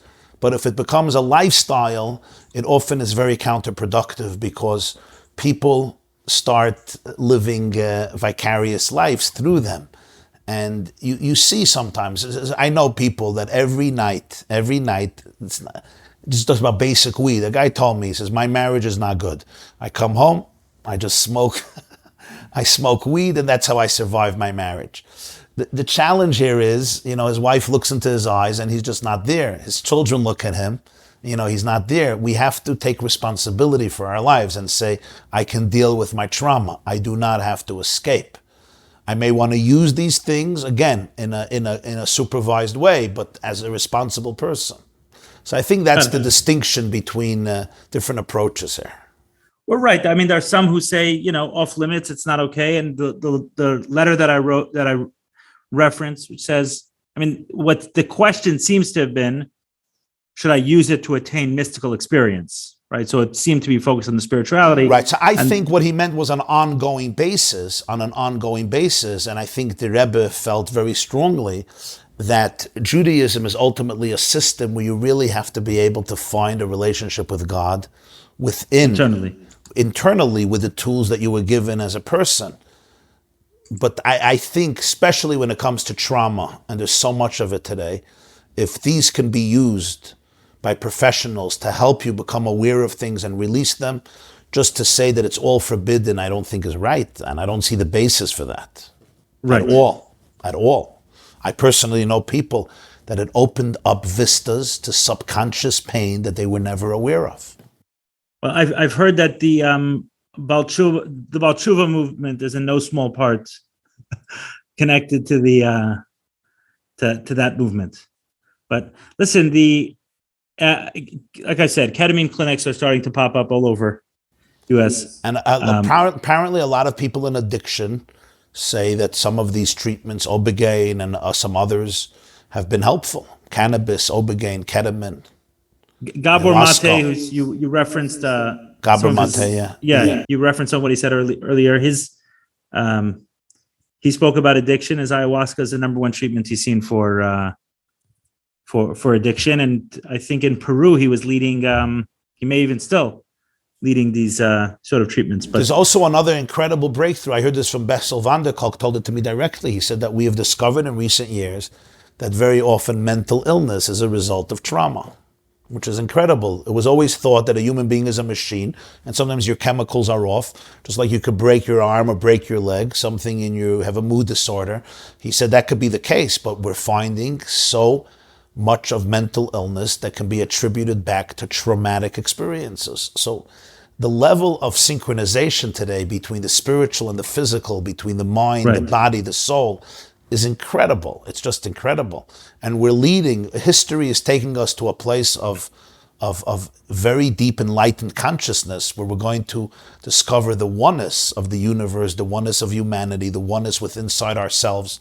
You know, there's a line in Tanya that always, it still moves me. That Alter Rebbe should write this in the 1700s. You know, before they even knew that there was something called bacteria, fungus, viruses, electrons, neutrons, what a cell looks like. You know, nobody knew about these things. And he says, and I quote, he says, if we had microscopic eyes, if our eyes had those enhanced sensors, sensors to detect reality, when we would look at matter, we would see the spiritual energy that's flowing through everything in matter, and we would see that the whole world is divine energy. Such a beautiful description, which is literally cutting edge physics and science today.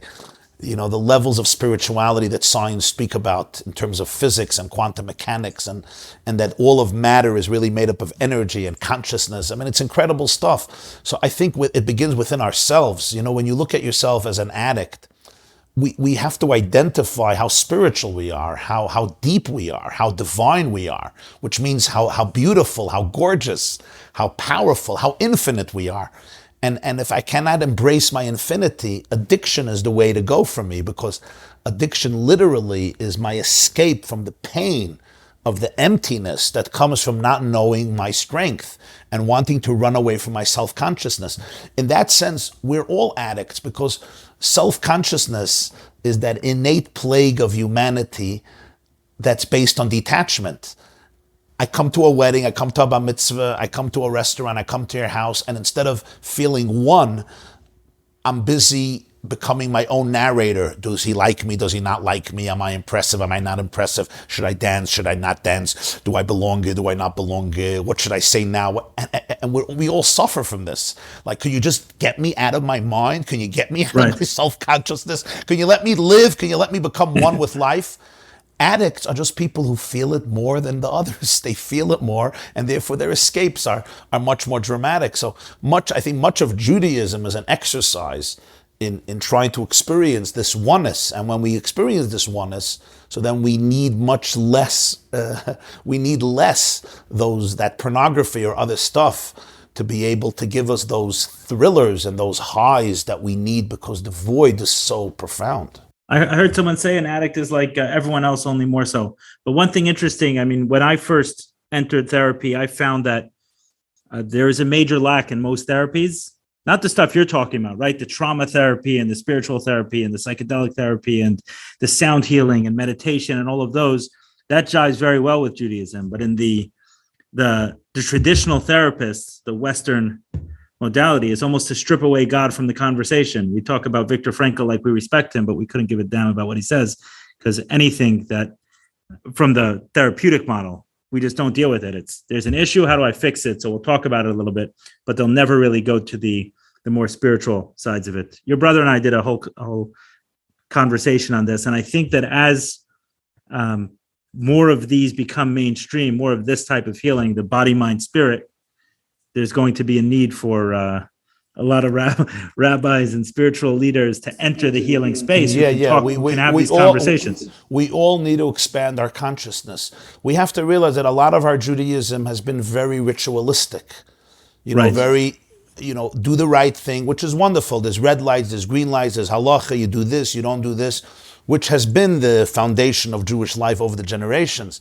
But in order to really sustain it, there is so much deep spirituality and deep psychological awareness out there that for Judaism, not just to compete with it, but to remain the shining light for humanity, we need to expand our consciousness to a Judaism that is fully in sync with the deepest truths of psychology, science, physics, spirituality. And some of our spiritual traditions have given us that gift, but many of us are simply unaware of it. Or even if we're aware of it, we're not aware of it viscerally. Our education is it's here, it's in the mind. Like, nobody ever taught us about the body. It wasn't part of... Right, so what you're saying, to come full circle, is it's kind of being woken up by the addict, by the unhealed, by the mentally ill. That's what's forcing it to wake up and say, okay, how do I heal? And by the children who are leaving Judaism in droves. Yeah, all these, and those among us who are suffering, and they're helping us say, wow. Where did we go wrong? What did we not give these kids? What are they looking for? What are they searching for? It's not an easy question to answer. That's why we love blaming other people, because then we don't have to look into ourselves. But really, I have to look into myself. Is maybe my Judaism a little dysfunctional? Is maybe part of our Judaism trauma-driven? Is part of our Judaism anger-driven? Is part of our Judaism driven by just our own inadequacies? We want our kids to give us nachas so that we could feel good about ourselves. If all my kids remain religious and I can marry them off, and then I could look at the family picture and I could say, wow, I am a success story. I have defeated Hitler. I have defeated Stalin. I have defeated Pharaoh, Haman, which is wonderful. It's amazing, and it's beautiful, and it's inspiring. But sometimes we have to go much deeper and say, did I really work out all my own crap? Did I really work out? In yeshiva, I felt a lot like what I was being taught was a mechanism to control God. Right?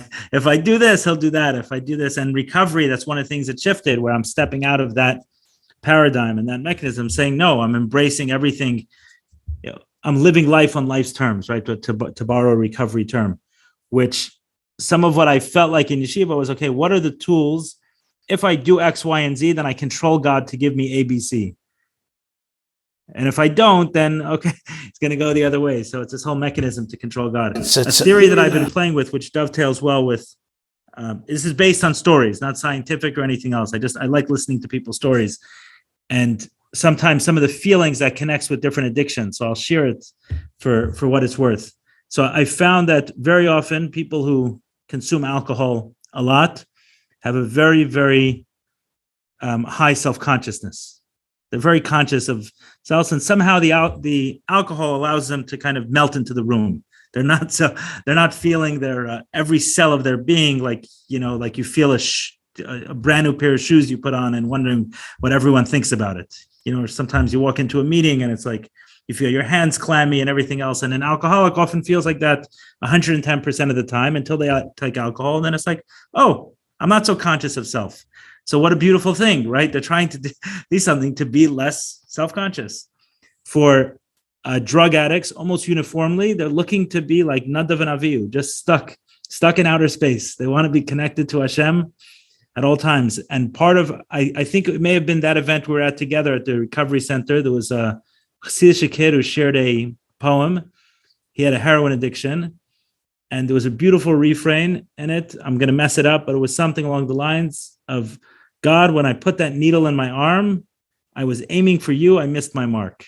and it's almost uniformly Wow. amongst drug addicts that I've heard this, like the feeling behind it is wanting to be connected to God, and that the drug allows them to just suspend themselves in that space. And then they want to go back again and feel the spirituality and feel the connection and not feel the harshness of the world. Gamblers are usually gambling for hope. They've lost all hope. So this is, again, a story. But the sex addict, which is what we're talking about here, 100% of the time that I've worked with an addict, there's a deep, and myself included, there's a deep and existential loneliness. There's this feeling, and the more people we're around and the more people we surround ourselves with, and sometimes the closer we get to people, the more at the end of the night, there's this feeling of, I'm going home alone. And that loneliness becomes so painful, and the only thing to anesthetize is this fake connection that we can... Fake connection, that's the key. Porn is a fake connection. It's a fake connection. It's a glass connection. And the same is true with... It's like when you have, there was a girl who committed suicide, and the mother was at the funeral. There were a few people. She said, I don't understand. She had 2,000 friends on Facebook. Where are they? 2,000 likes on Facebook. Right. Where are they? Why are they not at the funeral? Yeah. The fake connection. And the spiritual person feels the fakeness. So tomorrow he needs more porn. He needs more intense porn to compensate for the void of yesterday's porn, which left me feel empty and stupid and deceptive. So tomorrow I need a double portion. But the irony is why this is so important specifically for this addiction. Because in that, what happens with sex addiction is we all end up in an island, right? People don't say, okay, let's all get together and watch pornography. Even you go to a strip club, right, where it's more public, they say, okay, give me a private room in the strip club, okay, for those attended. It's not a public, I'm not going to a bar and drinking with 10 people saying, oh, I don't feel self-conscious anymore, let me be around people. It's a very isolating addiction.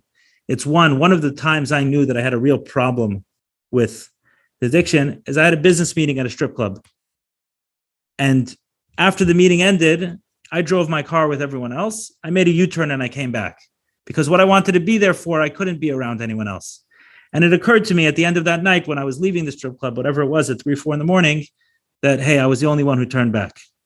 So, wow. Right. So maybe there's something that's on a little bit more of an extreme than some of the others. Wow. But that loneliness, right? If we're talking about a lot of what your message here tonight is to don't fight it, don't hate it. Like, look at it. What is it? I don't want to be lonely. I don't want to be lonely. So, and that's a beautiful thing. Beautiful thing. Embrace that. And the addiction, there's a beautiful, beautiful word from the Alter Rebbe, the Baal HaTanya. He says that the Maimonides, when he speaks about Abraham, Avram, he says he was steeped in idolatry like his father and his city.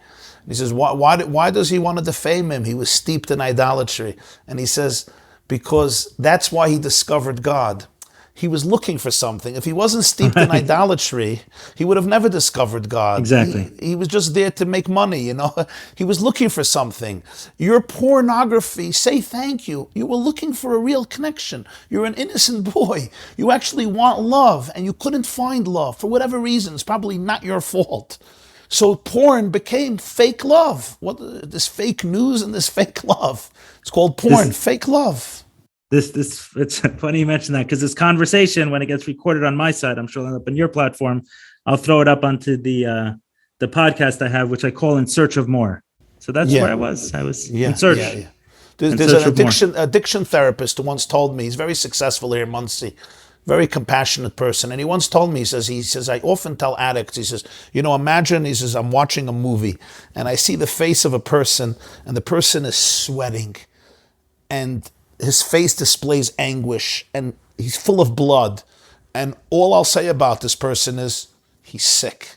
Call the doctor. He's very ill. But then as the camera zooms out and I see the full perspective, suddenly I see the person may be climbing. And then when we zoom out further, I see that he's actually climbing Mount Everest and he almost reached the top. And suddenly the person who I thought a moment ago was just sick is actually very strong, very healthy, very athletic. He's just achieved incredible success and he almost reached the top. And he says, I tell this to addicts, you look in the mirror and you say, I'm bleeding. I'm in anguish. I'm struggling. I fell down again. I tripped again. I'm a sick person. Do you realize that God put Mount Everest in your life? And you're in the middle of climbing it? Can you give yourself credit? There's a combat. There's a war. Yes, war claims casualties. If you ever watched the soldiers in Normandy, even those who survived, it was brutal. The pain, the sweat, the trauma. But give yourself credit. You're in a war. You're in a combat zone. And this goes even for people who didn't experience molestation. Yes, or yes, yes, abuse, yes, everything else, yes. because yes. It's very deep. I haven't met anyone. I haven't met one person, not one person with a severe addiction who doesn't have a story to tell. And oftentimes, earlier you're talking about like sexual abuse and even viewing pornography. So when I tell people, I said sexual abuse is not a good term because it's too ambiguous. What does it mean? Does a rape have to be involved? Does it have to be a monster at the other end of the line? What if it's like me, it was a teenager? So does it make a difference? So I say it has nothing to do with sexual abuse. Was your sexuality abused?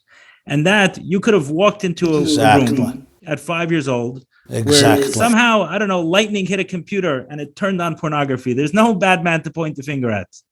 But at 5 years old, you witnessed something that the brain wasn't able to comprehend. And Ellie, Corona started and all of our kids went on to Zoom for a year or 2 years, besides the Hasidim in Muncie. They were smart. They kept their schools open, but that's a separate subject. Everybody was on Zoom. None of the parents knew what hit them. We never heard of Zoom, right? How many teenagers write to me? How many of them became addicts? Yeah. They're on Zoom a whole day, from 8 in the morning till 7 at night, without social life for a whole year, 2 years. We have to appreciate the battles that people are having. And every addict out there, yes, I'm a soldier, I made mistakes, I stumbled, but you're in a war zone, and give yourself credit for every enemy you take down. If you think about what I mentioned earlier about loneliness being always connected to sex addiction, in my experience and the people I've spoken to, if you can get to that feeling underneath everything is that deep loneliness. Imagine what Corona did to right. I don't know if it's a very interesting thing. If somebody asks from a Jewish perspective, what's the worst thing in the world? People might tell you idol worship or adultery, all these types of things. But if you look in the Torah, in Bereshit, Genesis, what's the first thing the Torah says is not good? It says Hashem looked at creation every day and it was good. He saw it was good. But then comes the scene where God says, Loi tov, it's not good. What's not good? What? The first thing that the Torah says is not good is Loi tov hayos ha'adam levadai. It's not good for a human being to be alone. Somehow, loneliness is the first thing that the Torah defines as not good. Because today we see that it's the foundation of much of our dysfunction. And all trauma is a form of being alone. I'm alone in the world. I can't trust. I can't love. I'm not worthy of being loved. I'm really alone. And when I'm alone, I need to find something to fill me up with that fake sense of connection. Right. And this is what has been so profound about my own process of speaking about this publicly, which didn't come easy. First of all, I had a crazy fear of public speaking. I was shy. Whatever. There are many things. And then specifically about this topic, I had a lot of fears. I remember the day I saw my the talk get published, the TED talk get published. They didn't send me a message, right? I did the talk, let's say in April. And one day I'm in the office. It's 3 months later, I'm like, hey, did they ever publish this talk? I never got an email. So I Googled my name, and the first thing that comes up is the TED talk. It had just been published 2 or 3 days before. And I remember this sinking feeling and saying, like, oh my goodness, what did I do? Like, I have no control over this. This thing is published now. My son at the time was a year old, let's say, I think a year old. So by the time this kid's in grade school, he's going to be tormented over this video. Wow. That his father did. It's like a porn addict. The very first thing you put my name in, you see escaping porn addiction.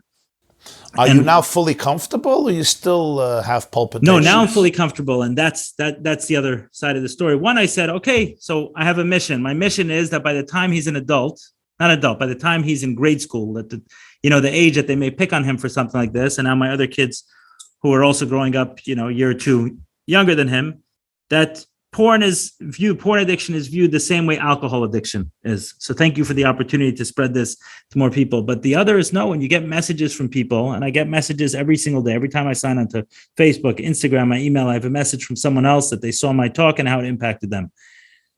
But it's just in this conversation as I'm talking that I'm realizing why it's so healing, is because it heals that loneliness. You don't feel alone. When you have a struggle and someone else shares that struggle, it may be the most important program of all. Because the alcoholic has friends. So I don't know. I shouldn't say that, right? The Kiddush Club. The Kiddush Club. Right. There's something. What does Billy Joel say? Sharing the cup of loneliness, but it's better than drinking alone. So not that it's an easy addiction. Not that it's an easy addiction. It's not. But there's something about sex addiction, which, I'm encouraging for those listening, reach out to people. You'd be surprised how many people struggle with it. I spoke for a yeshiva in Florida a few weeks ago. They were between the ages of 14 and 17. So before I started speaking, I said, can I speak openly? He said, go ahead. You're not teaching anyone anything. And it's true. You speak a room, 14, 15, say at the end, one kid came over to me. He struggles. He's gay. Another person thinks he's a woman. Another couple of people were abused. And I could have spent all night talking to each person the individual story. I didn't have one person look at me like I had four heads when I spoke about pornography. Maybe they felt that way. But by and large, for people who are listening... You know what, Eli? These are the conversations that most people are craving for today. We're fed up with the cerebral conversations that are just detached from reality and are completely irrelevant. People are just so fed up. I don't know if you still sit at sermons or classes. You probably don't anymore. You probably checked out from that quite a few years ago. But you see how people are just rolling their eyes, and it's like, okay, bring it on again. And suddenly when the teacher or the rabbi or the rebbitzin or the therapist or the friend, gets up and just speaks from their heart, they're vulnerable, like everybody just comes to life. It's like, the old model of communicating in an irrelevant way from the brain is just, you're not talking to anybody. You lost everybody. And the challenge is the teenagers, because when I spoke last night to a group, 2 nights ago, to a group of 150 female teenagers, girls from Florida, 150 from a high school. They came, I gave them a class, and then we did questions. And I'm looking at them, and I spoke honestly, uninhibitedly, to the dismay of some people in the room, because they were asking very real questions. Not to the kids.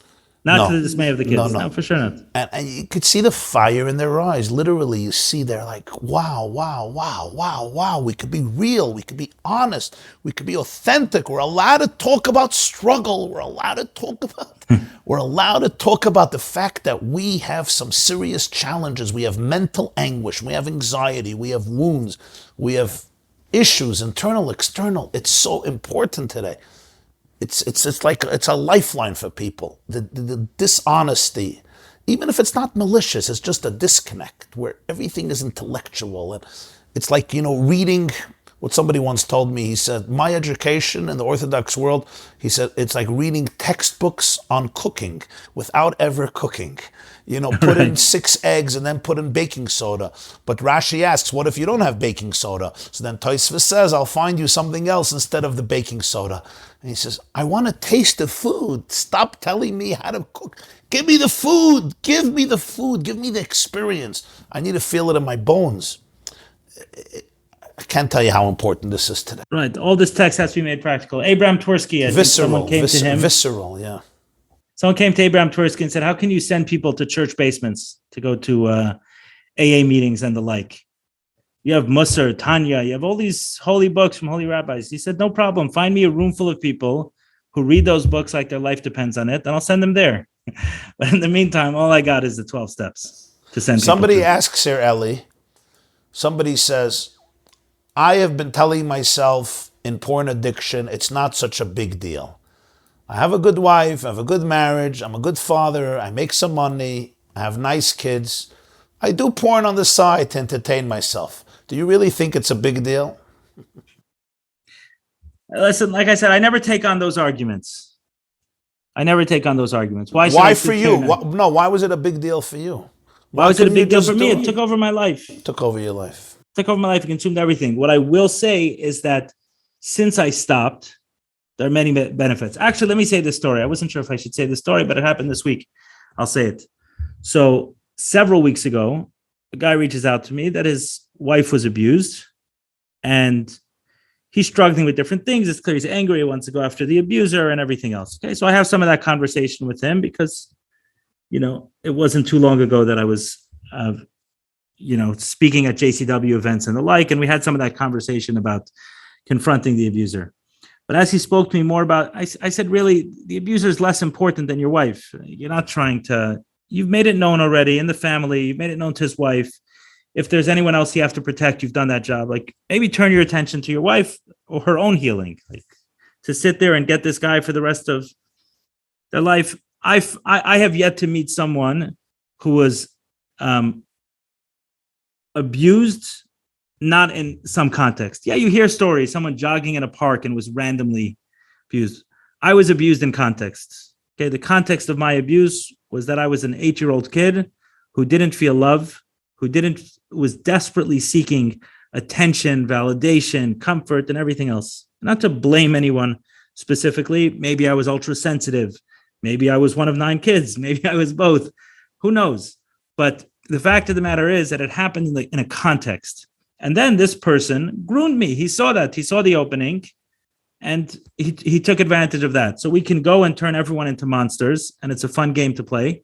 And some heads do have to roll, and have rolled rightfully. And there are some monsters out there. But by and large, we're much better off paying attention to ourselves and our own healing and what needs to happen. And who was I the day before the abuse? Because I promised all the abuse did for me was bring attention to the issue that needed attention. Thank God I was abused, because had I not been abused, I would have wondered till I was 75 what the hell was wrong with me. But because I was abused, I can walk into a therapist and say I had an issue. But my abuse was there the day before also. I was a lonely, depressed, anxious child who didn't feel love and had no self-esteem and everything else. And there are many like them who weren't abused, and I happened to be, and I'll say it, luckily, I was abused because it got my attention. If I just may interrupt you and say that you're a source of inspiration, and I want to just thank you as a brother to a brother, as a soul to a soul, for having the courage to use your own pain and story and turning it into a source of leadership and being an ambassador of truth and healing for so many people. Thank you. You could have gone in a different direction. We did for a little researching. You could have easily gone a different direction. And I think, you set an example for so many others. And all of us, every one of us is an addict in our own way. Everybody has our own deep dramas and skeletons and insecurities. I can either hide them and, dig in deeper into my shame and isolation, or I could find a community. I could find people who will be there for me, and I will be there for them, and we realize that we're all broken, and we're all trying to heal together, and we all need to learn from each other. And vulnerability. That's what people are leaving in droves. People are leaving in droves. A community where they don't feel. There's no vulnerability. Judgmentalism is just. It's so not. It's so out of style. It's like, get a life. You're so clueless. But I would also say, when somebody says if it's a big deal or not a big deal. I wanted to finish this story. Yeah. Oh, yeah. Okay. So this woman finally calls me this week. I spoke to her husband several weeks ago, and she said, my husband gave me your number previously, but I figured I would talk to you. And the issue essentially was that because of the abuse, she was unable to be with her husband in any way. And he was upset about it. He was blaming it on the abuser and putting it towards him. And I guess the message that I gave to her is the message that I gave that I'll give to this person who's watching porn. I said, obviously, because she was abused, she's incapable of being intimate with her husband. But because she was abused, she has no idea what she's missing out on anyway. So she sits there and says the only reason she's even paying attention to this, she doesn't have an issue, right? She's not the fat person. She's a skinny person. I don't have a food problem. Everyone thinks I'm beautiful, right? Everyone thinks she's a saint. She doesn't even need sex, right? And so what I said to her is, listen, I said, we both went through the same experience. Our sexuality was abused. I went one way, hypersexuality. You went the other way, hyposexuality. I said, but the journey of recovering from it has not been not watching porn. The journey has actually been finding the beauty of sexuality with my wife and reconnecting to a healthy sexuality. So I'm as distant from it as you are. Obviously mine was in a much more, there were risks of disease and there were risks of arrest and there were all sorts of other components. And I was hurting people in other ways. So it's kind of the same thing I would tell this person who's watching porn. They're okay with it. Okay, do whatever you want. God bless you. It's not eating your life, but you don't know what you're missing out on. And what certainly you're not getting is that deep level of connection and sexuality, the brilliance of sexuality, the gift of sexuality. Right. And that's what I'd really say in the last 2 or 3 years, I feel like that's the journey I'm on now, is how do I reconnect to that? Beautiful. Intimacy is into me see. And the shame and the guilt of your porn, whoever's asking this question, it certainly affects also other relationships, and it affects your work, it affects your friendships, it affects your relationship with your parents, your siblings, your children, because at the core, it's really defining the way you react to the world. There's a part of you that is fake. There's a part of you that is living in trauma. And healing will just enhance your life significantly, even if you don't feel your life is being destroyed now. Right. And this is where the addict sometimes has a benefit. Right? What's step one? Step one is shattering denial. Right. So sometimes the problem needs to be big enough for denial to be shattered. And I think that's what's going on in the communities also, is the problems are coming to the surface, that it's very hard not to ignore the... Right. Somebody says, I am a raging sex addict. It's all I think about from morning to night. I have no other life. This is what I dream about. This is what I do constantly. It's like I'm completely overtaken. Where do I even begin the journey of healing? Wow. If someone's a raging sex addict, if they're at that place and they're identifying as such, then raise your hand and say, I'm a sex addict, and go to some of those meetings. Right. I think it's... I think so, yes. And I would also just suggest, ultimately, our victories come when we can identify deep down in ourselves, do we have anything that we still feel is worth fighting for? Do you have values? Do you have priorities? Is there something you love? Is there something you cherish? Is there anything that's meaningful to you in your life? Can you start building that? Can you start getting involved in that? Is there anything that turns you on? Is there anything that excites you? Because the ultimate substitute for addiction is connection. You need to be connected to something. So ask yourself, is there still anything, or everything is dead? Maybe everything has died inside of you. And then we need very serious, form of shock treatment. Right. But maybe not. Maybe you'll look in and you'll find there's something still alive inside of you. There's some passion, there's some love, there's some fire. What do you care for? Do you care for your kids? Do you care for relationships? What that message reminded me of is kind of like the last feeling I had before I came to meetings. Was I stopped going to these places or doing any of these things because I wanted to do it. I was doing it in order to get a reprieve from thinking about it. Wow. My mind was just constant. And I saw, okay, if I did it, it's saying, go do it. So, okay, I'll do it. You leave me alone for 20 minutes. It used to be 2 hours. Then it became 20 minutes. Then it became 5 minutes. But eventually, what I will say is there's a different way, and it changes. The Gemara said I've learned to understand it well. I learned it when I was a kid, and I remembered it for a while. There's a limb. When you feed it, it's hungry. When you starve it, it's full. So when you starve it, it's full. Yeah, masbiya rav, marivay masbiya. Yeah, there's a way out. There's a way out of the mess. There's a way out of the mess. A lot of accountability, a lot of honesty, authenticity, integrity, and slowly finding the voice inside of you that's there. It's still there. You're not completely dead, because if you would be, you wouldn't ask this question. The obsession is distracting us from something, and I'll say a story, for example. Now I was on about 45 days sober, early recovery, and I got on a phone call, and during the phone call, someone said something that upset me, and quite literally, I put the phone on speaker and started searching for pornography. Wow. But now, one of the things that changes in recovery is you don't just get on the train. You watch yourself get on the train. So now I'm watching myself get on the train. I'm like, whoa, what just happened? I was on a call for 20 minutes. I was fine. I was, why am I on pornography suddenly? And then I went on a conversation. I said, you know what? The person upset me and I didn't express my discomfort. So I expressed it. And as I expressed it, the urge went away. Unbelievable. Yeah. So it's understanding what's beneath this. Those words that you said are critical words, I think, for all of us. Don't just get on the train. Watch yourself getting on the train. And that's the key to all healing. Recovery is all about awareness. Correct. In other words, I'm still being triggered. I still want to go to do porn, but I'm watching it. I see it. There is an eye that transcends the addiction, and the eye watches and sees what's happening in my brain. And I'm like, wow, I am in this position. I am really vulnerable. Right, then you can see the feelings. Right, you watch it happen. You watch that start it happen. preceding it.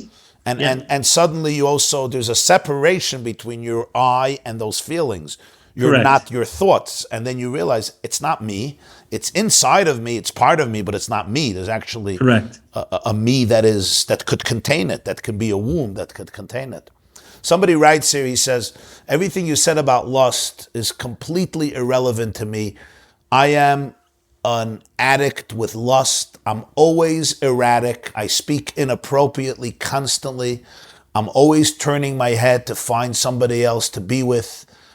I'm just completely consumed by the lust of sexuality. And this is my life. And when you start talking about harnessing lust, it's absolutely ludicrous. Very good point. Very good point. And I stand corrected here because I went ahead of myself. We have to state the obvious. Before you harness your lust, you first have to have boundaries. If you have no discipline, harnessing lust is very dangerous. We have to have the courage to say, yes, there's certain expressions of lust that I'm not going to, because you won't even discover any other form of lust as long as you're surrendering to this type of lust. So you're right. It begins with real boundaries, with real lust. Somebody asks, with real boundaries to fight the lust, and then you could think about finding the depth of it and harnessing it in different ways. You're right. Eli, somebody asks a very interesting question. He says, I am sometimes addicted. I get overwhelmed by sexuality. Sometimes it takes me over. Sometimes it doesn't take me over. What should I do on a day-to-day basis to live a healthier life? Be practical with me. What would you answer to that? It's a very good question. I'd like to see the words over here. So am I towards the top, towards the bottom? Where do you see it there? It's by me here. It's not on the question and answer? No. Oh, I could text it to you. Yeah. I want to see the words just so I answer the question. Exactly. You're sending it to me here on the. I'll send. Let me give my answer, then I'm going to send it to you because I want to hear your answer. I think it's a wonderful question because I think it really affects all of us. And I would just say one dimension to it. I would love to hear what others say as well. But I think it's so important to really take responsibility for your schedule and be anchored in a lifestyle that keeps you out of the mess as often as possible. Which means, ask yourself, what are the hours in the day that you go to porn? What are the triggers that cause you to go to porn? Eli just said he had that conversation and somebody said something hurtful and he didn't respond. He didn't defend himself. And it actually enforced his sense of low self-esteem, and he went to porn. Ask yourself, is it 10 o'clock at night? Is it in the office? Is it when you get into an argument with your wife? Is it when your children give you a headache? What is it? Is it Shabbos? Is it holy days maybe? I know people, the worst days for them are Jewish holidays because the expectations of spirituality are so deep and nothing happens and they go straight into porn addiction. So figure out the moments when you're triggered most and then create a schedule that allows you to avoid those obstacles. Because once you're in the hole, it's very hard to crawl out. But if you can avoid the hole, then you could live a much better life. So imagine, wake up in the morning at an early hour. Do things that make you a strong person. A good davening, learning, exercise, meditation, yoga, Pilates, jogging, swimming, massages, hiking, journaling, dancing, whatever it is. but live a life that's anchored in your neshama, in your serenity, in your strength, in your power, in your God. And live that schedule and be disciplined about it. Don't just hang out at a wedding or at some simcha till 2 o'clock in the morning and you wake up late and then you're bored and you're lonely and you feel bad about yourself. I don't know about your financial situation, but really be responsible for your schedule. Create a schedule that is all about nurturing your inner and outer self, being productive, being an ambassador of truth, of love, of light, of hope, and eliminate all those circumstances that really bring you down into the abyss. Make schedules, make chavrusas, whatever community you're in, but find a way to create a schedule that is full of life and vitality and meaning and inspiration, intellectually, emotionally, spiritually. Maybe it means taking every day a walk with your wife. Maybe it means going every day on a hike for an hour. I don't know where you live. Maybe it means going to a gym, getting a personal trainer, doing things, challenging yourself, getting involved in some charitable projects. But I would say really take responsibility for your schedule 24 hours a day. Know when you're waking up, when you're going to sleep, what's happening in between, and be very disciplined about it and make sure that schedule is filled to capacity with things that build you and build the people around you. That, I think, is the beginning of creating a life where you look at yourself and you feel like you're a mensch. You're a mensch. You're sucking the marrow out of life. A day is a day. A day is not just a wasted entity. It's a real day. I mean, those are some basic thoughts that I would suggest. If you text me that, I'll address, but I'll spend a few minutes on. Let me just, people wanting to stop the addiction and what I've seen work for myself. So I do have a much longer conversation that I've done. It's both on YouTube and on podcast form. I call it, I think, Escaping Porn Addiction. It's maybe 3 or 4 hours. And what I go through there is what I use myself, which kind of was a 3-pronged approach to overcoming freeing myself from porn addiction. One is a technology component. The second is support groups. And the third is kind of the deep inner healing, call it a therapist or the therapies. Technology is important because if it's too accessible and too quick, we're going to go there. I don't have any locks on my phone today, but for about 2 years I needed it just because the wiring was so, every time I saw Google, the words went in. Every time I had to get my fingers accustomed not to working faster than my brain. So without putting those protections in place, there are a number of different programs. Covenant Eyes is a pretty good one. I like it because it creates a conversation, a connection. It doesn't just block it that you can get around. It's if there's any searches, someone's notified. If they haven't seen you on the phone for a day, which may suggest that you're using something else, they get notified. There's screenshots that are taken that are blurred out, they get notified, and then it facilitates the conversations. Guard Your Eyes, someone mentioned, has a much more wholesome approach to the whole idea. Third to the last, Eli, it's the fourth to the last chat. Just the fourth to the last chat. Or and maybe the question the and answer? No, chat. I think it's the fourth or the fifth to the last. How to create a schedule to avoid porn. I'm sometimes an addict. It's basically, I like the question because it's, getting into a good, the best is always preemptive medicine, 100%. So the technology part I addressed, which is just, it's not the solution. I know a lot of people who run after technology tools thinking I'm going to find the perfect tool. It reminds me of this. I used to have this box at home. It's called the K-Safe. And I used it sometimes to throw my phone in. If at dinner, a few friends are over, put your phone in and you put a lock on the box. And it's a little piece of plastic and it has a timer. It can be for 30 minutes. It can be for an hour.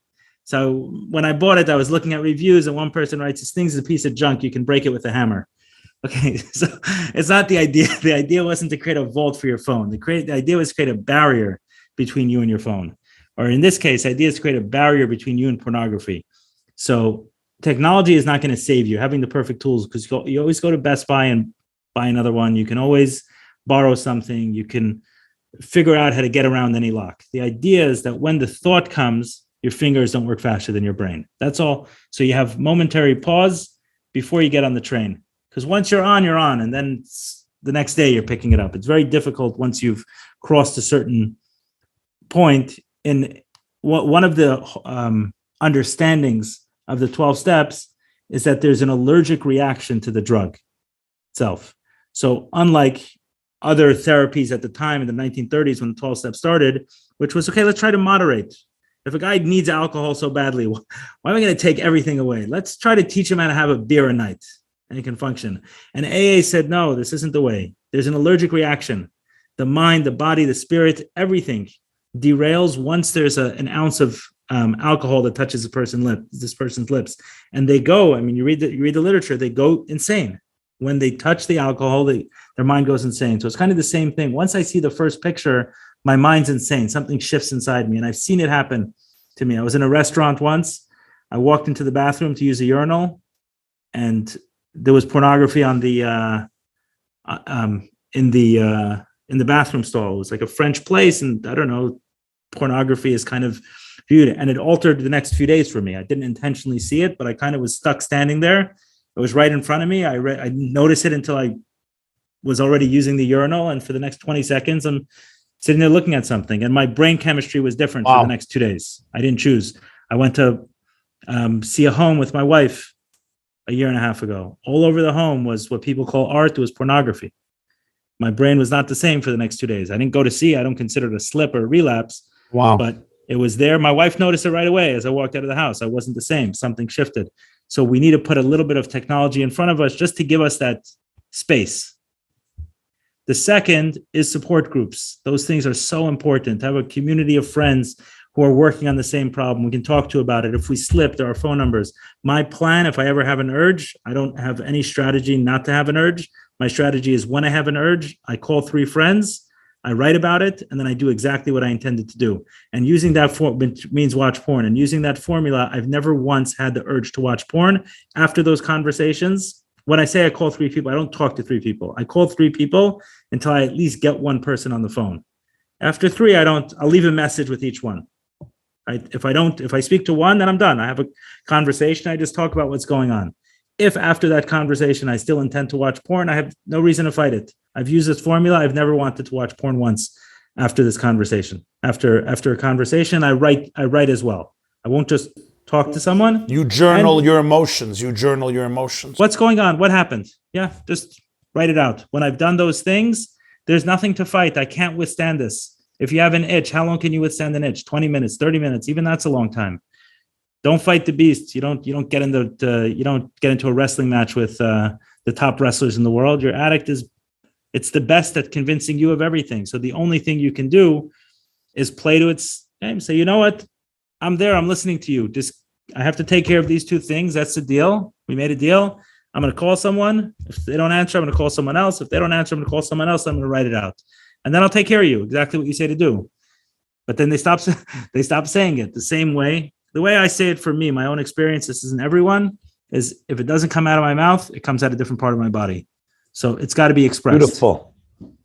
The energy's got to come out. So the support groups are so, so important. And the third is the deep healing work that's needed. The trauma exists, the crushed self-esteem, whatever, the shame, the deep, deep, deep shame, the reservoirs of shame I found in myself, they seem never ending, and they can be about everything. And it can be about body image. It can be about intelligence. It can, who knows, be about mistakes I made, guilt I had from decisions. Anything under the sun can demoralize me, and going and healing and seeing how the trauma affected me and seeing where it lives in my body and literally uprooting it needs to be done. And those are the 3 parts I found in order to live a porn-free life. I have a podcast, like I mentioned, where I go into much more detail with a professional, a therapist, the founder of Porn Anonymous, someone who works with one of these programs, and we spend 4 hours on this topic if you're interested in. But that's the most important thing, is a whatever it takes attitude. I'm do whatever it takes in order to get healthy. And those three prongs were the most important. Is your support community the 12-step recovery meetings, or no, you have your own? No, 12-step meetings. How often do you go? Now less, since COVID less, but prior to COVID was 3-4 times a week. Wow. It was a regular part of my life. Yeah. I literally moved to 2 blocks away from the meetings I was going to. It became my life. And you would speak there? You go to a meeting, you're sharing at the meeting. Yeah, as a rule, you share at the meeting. You go, you share, Yeah. especially at the beginning if you're uncomfortable. If you're Yeah. not sharing because you want to leave it, you're not feeling that triggered that day, then okay, leave it to someone else to share. If you're not sharing because you're shy, then you got to share.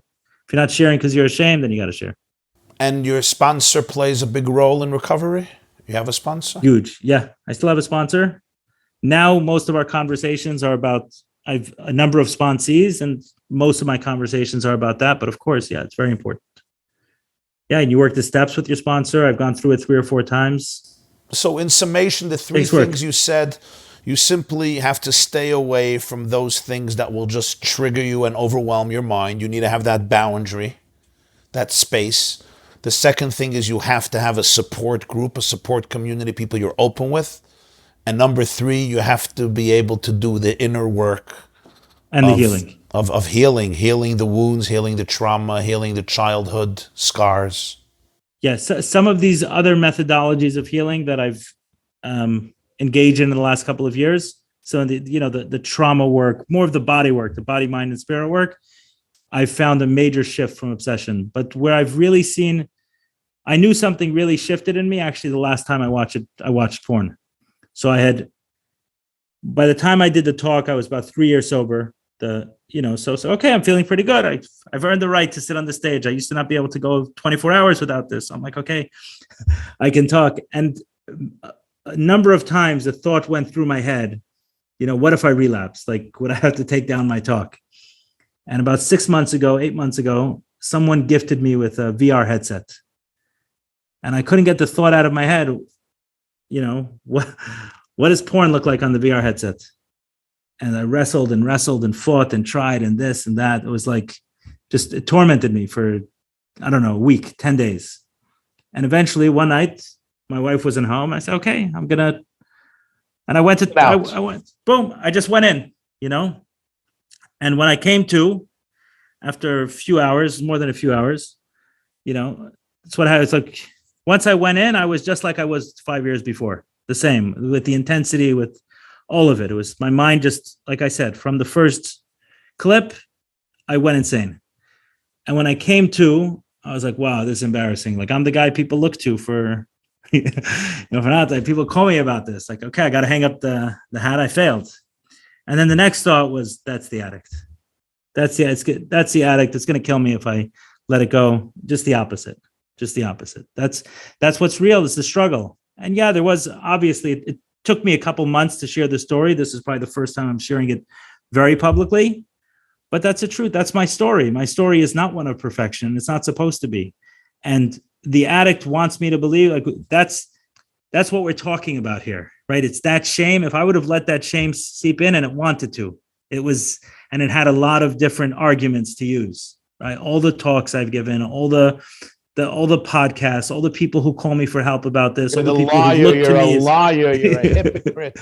You're the most deceptive con artist on the planet. Right. And a few days later, I said, something? Now I know something shifted. The fact that it didn't even get me for a day. It was one evening. I went to town. The next day was done. The VR headset is still in my house. I haven't gone back there. It's done. So it's not only that you watched yourself getting on the train, you watched yourself killing yourself for getting on the train.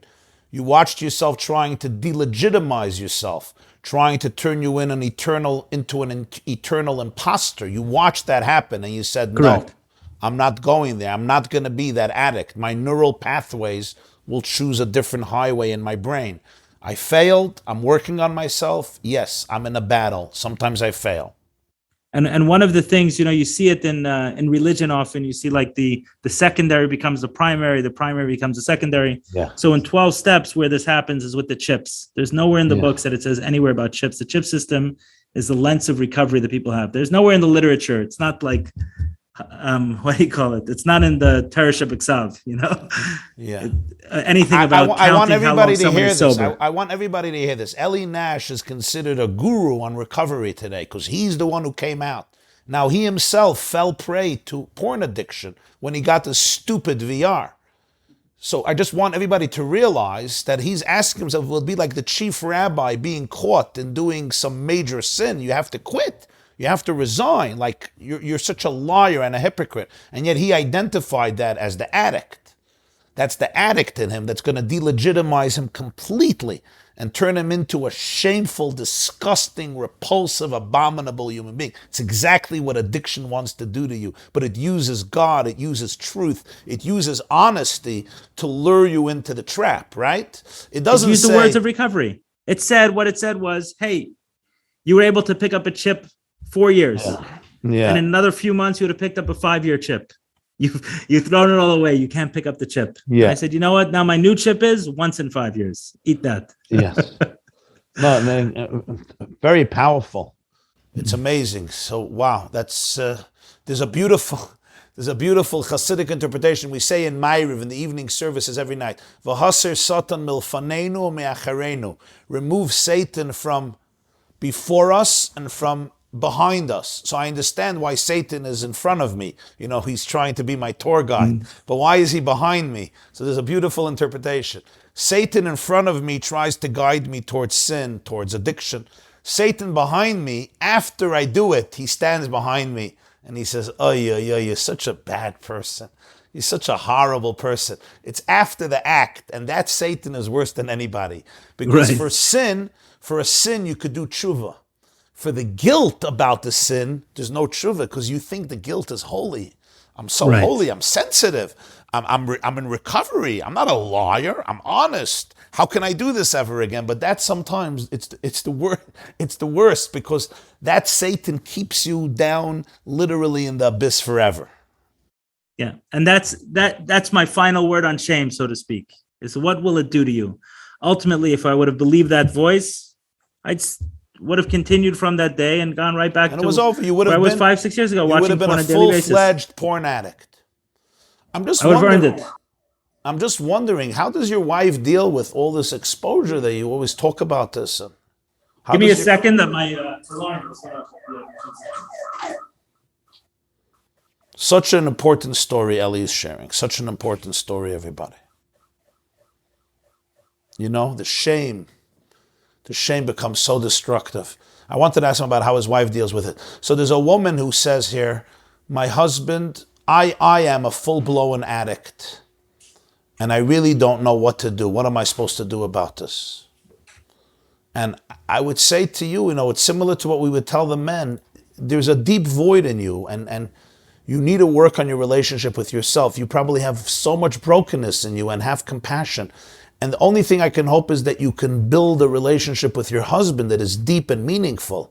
Because if you can have such a real relationship, you won't have to go to porn and prostitution to fill it. So, but maybe you can't. Maybe your marriage is in a state where you can't go there at the moment.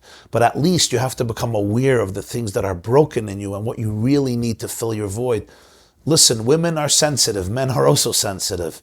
But that sensitivity is what I think is driving all of this. And Eli, I was asking you, how does your wife deal with the fact that you talk about all of this so openly? I mean, I don't know if I'm trespassing my boundaries. Yeah. But no, it's a fair question. Fair question. So on the one hand, she's been amazingly supportive. She's the one who kind of gave me permission, quote unquote, not to speak in this way. For example, on several occasions, she came back home. She was at dinner with friends, and she'd come back home and she'd say, "I hope you don't mind, but I shared your story tonight. One of my friends, her husband cheated on them, or something else happened. They're struggling in some way, or they're drinking a lot. So I shared your story. I was hoping it would help. I was hoping it would be helpful to them." This is before I'd spoken about the abuse, but I hadn't spoken about the addiction and the details of the addiction. And I said, no, by all means, it's your story too. Like, it's not only my story. You married to me, dating me for years before this happened. So she would share her story as well, how she came to terms, how she got to the point of not personalizing my behaviors and things like that. So on several occasions, I saw that she had almost pride. She would say this with pride. No, my husband's a sex addict. Like, are you kidding? So there was a a pride. Yeah, he's in recovery and he goes to meetings and he meditates and he does all these things. Wow. That's not to say there weren't a couple of occasions where she was like, do you really need to do this? Like, speak to people. And because a big part of 12 steps say you keep what you have by giving it away. And that's, so many people you can talk to. And obviously I run a business and I have 3 young children. So it's not as much as I would like, but I spend a fair amount of my time speaking to people who are struggling. So on a couple of occasions, like, is this necessary? Is this going to be your life? And I said, it's kind of one or the other, it's kind of one or the other. So, but 99% of the time, she's extremely supportive. There are certain things that I've said that she asked me to, say it in a different way next time or something like that. In many ways, it's probably so redemptive for you. It's almost like all the pain and loneliness you went through, you have transformed into a catalyst for helping so many people. Well, one, like I mentioned, that comes out of my mouth or comes out of someone else. So there's definitely something for me that this, right, it releases energy in a way that is very positive for me. But on the other hand, it's something I'm just understanding tonight in the podcast, as I was talking and hearing myself say it, is that it heals that loneliness that was the fuel, the fire of the addiction. Yeah, when I start getting messages after things like this from people who are, something, you see the struggle. I forget sometimes just how bad it was, how demoralizing. Yeah. When you look back, do you wish that you would have never gone through all of this, the molestation and the exposure to porn as a youngster? No, I choose all of it. No, really? Yeah, for sure. So that's very powerful. In other words, today you look back and you're grateful. Today I look back, I own every part of my story. I say, if I was the author of my story, if I was given, if I was given the role that God had, I'd put it all in. And any part of my story that I haven't fully put in there, some business problems that I'm dealing with right now, I don't feel belong in my story. But okay, it's there. That's no, amazing.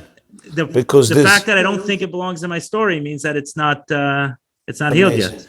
Because one of the great sages, Rabbi Bechaya, writes, and it's what you're saying now, and I always found it as an incredible insight. He says that before a soul comes down, it looks at all of its experiences, and it has to accept it and embrace it and enthusiastically choose it, and only then does the soul come down to the world.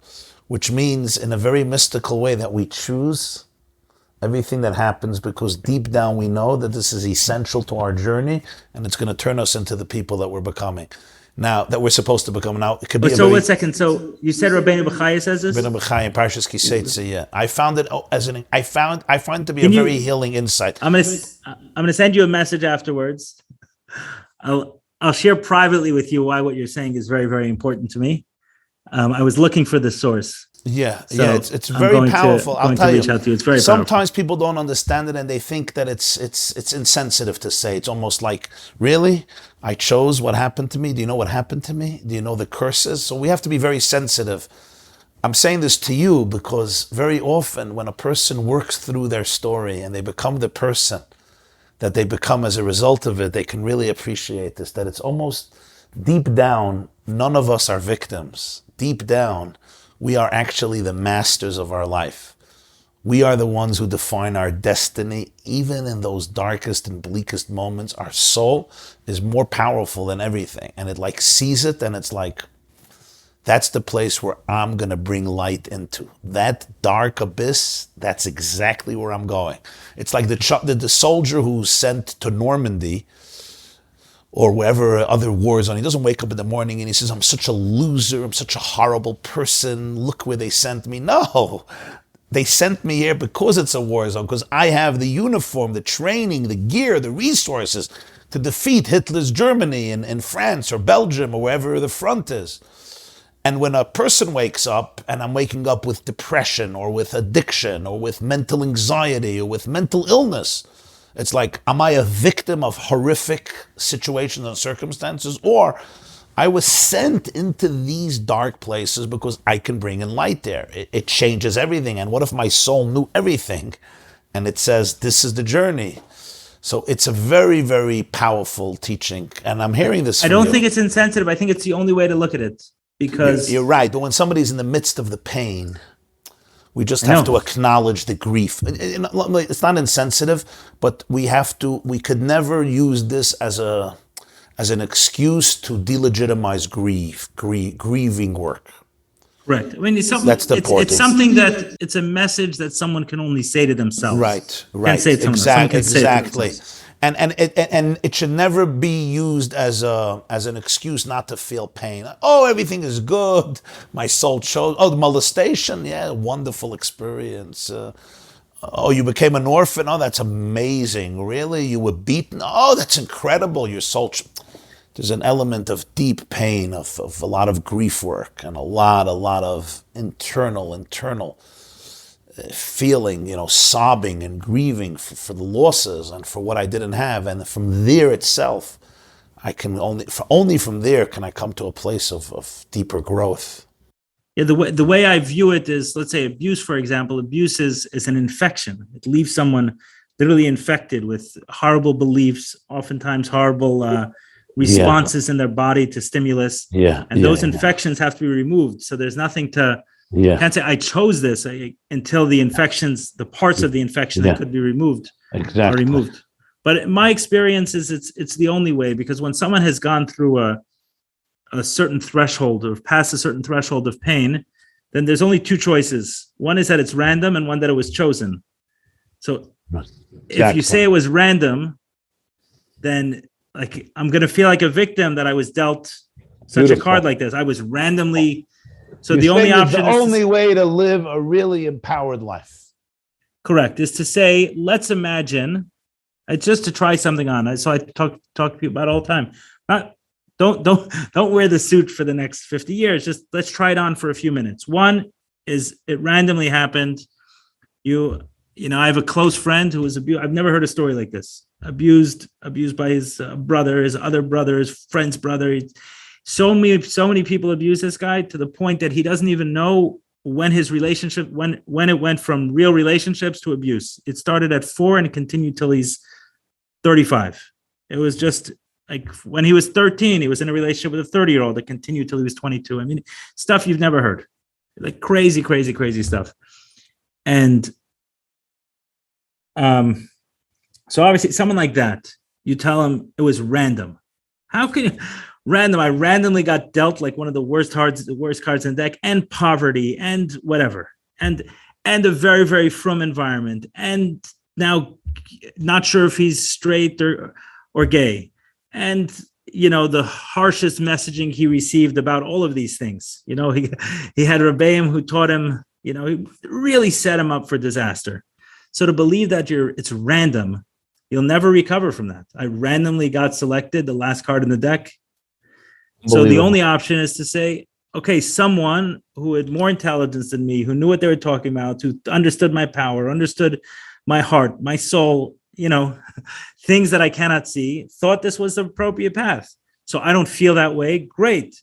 It's not just feel that way, because keep working until you feel that way. Keep excavating and healing until one day you arrive at, hey, you want to know something? I'm happy I was chosen to be sexually abused, because I was able to be on the front lines with JCW. I was able to speak to a lot of people. I'm happy that of all the addictions I got this one addiction, because obviously the shy kid who didn't have a voice, who was afraid of public speaking, could make an impact on this subject. And on. There's many, many things. Some of my best friends, some of my closest relationships are people who struggle with the same struggle I wouldn't trade it for anything. The Gemara says the place where the Baal Tshuva, the place where the returnee stands, the greatest tzaddik could never reach it, because it's through the pain that his discoveries and his relationships and his truth is just at a completely different level. It's he took darkness and he transformed it into light. It's a whole different level of life. The truth is, it's the entire story of Yosef, the second half of Bereshis. His brothers literally kidnapped him, threw him into a pit with scorpions, sold him into slavery. He ended up as a prisoner for 12 years. He had the worst life, the worst levels of abuse. And this was after he was orphaned from his mother. And there was nobody there for him in the world. And then on the day of reckoning, he tells his brothers, he says, I'm not upset. You guys shouldn't be depressed, because you did not sell me. I was sent. I was not sold. Right, so when did he say that? When did he say that? he sent it after he became the prime minister of Egypt. Exactly. And he realized that he saved the world. He literally saved the world from famine, and he saved his whole family. And then he looked at them and he said, I was not a victim. I was sent. I was on a shlichus. But the truth is, you see that he had that attitude throughout the whole story, because even in prison and even as a slave, he has this charm and grace. He never gets bitter and angry and resentful. And I think the secret of his life was, there's an expression in English, sometimes you feel that you were buried, but the one who buried you didn't realize that you're a seed. And you know what happens when you bury a seed, right? So Yosef was put into a pit. He was buried twice by his brothers and then by Potiphar's wife. But he was a seed. Yosef means grow. And the seed turned into a tree. So it's really a very, very empowering attitude. Your soul is never buried. Your soul is planted. And it goes through a lot of difficult journeys, but ultimately the tree will emerge in great splendor if you allow yourself to see yourself from that perspective. Really, I want to be careful.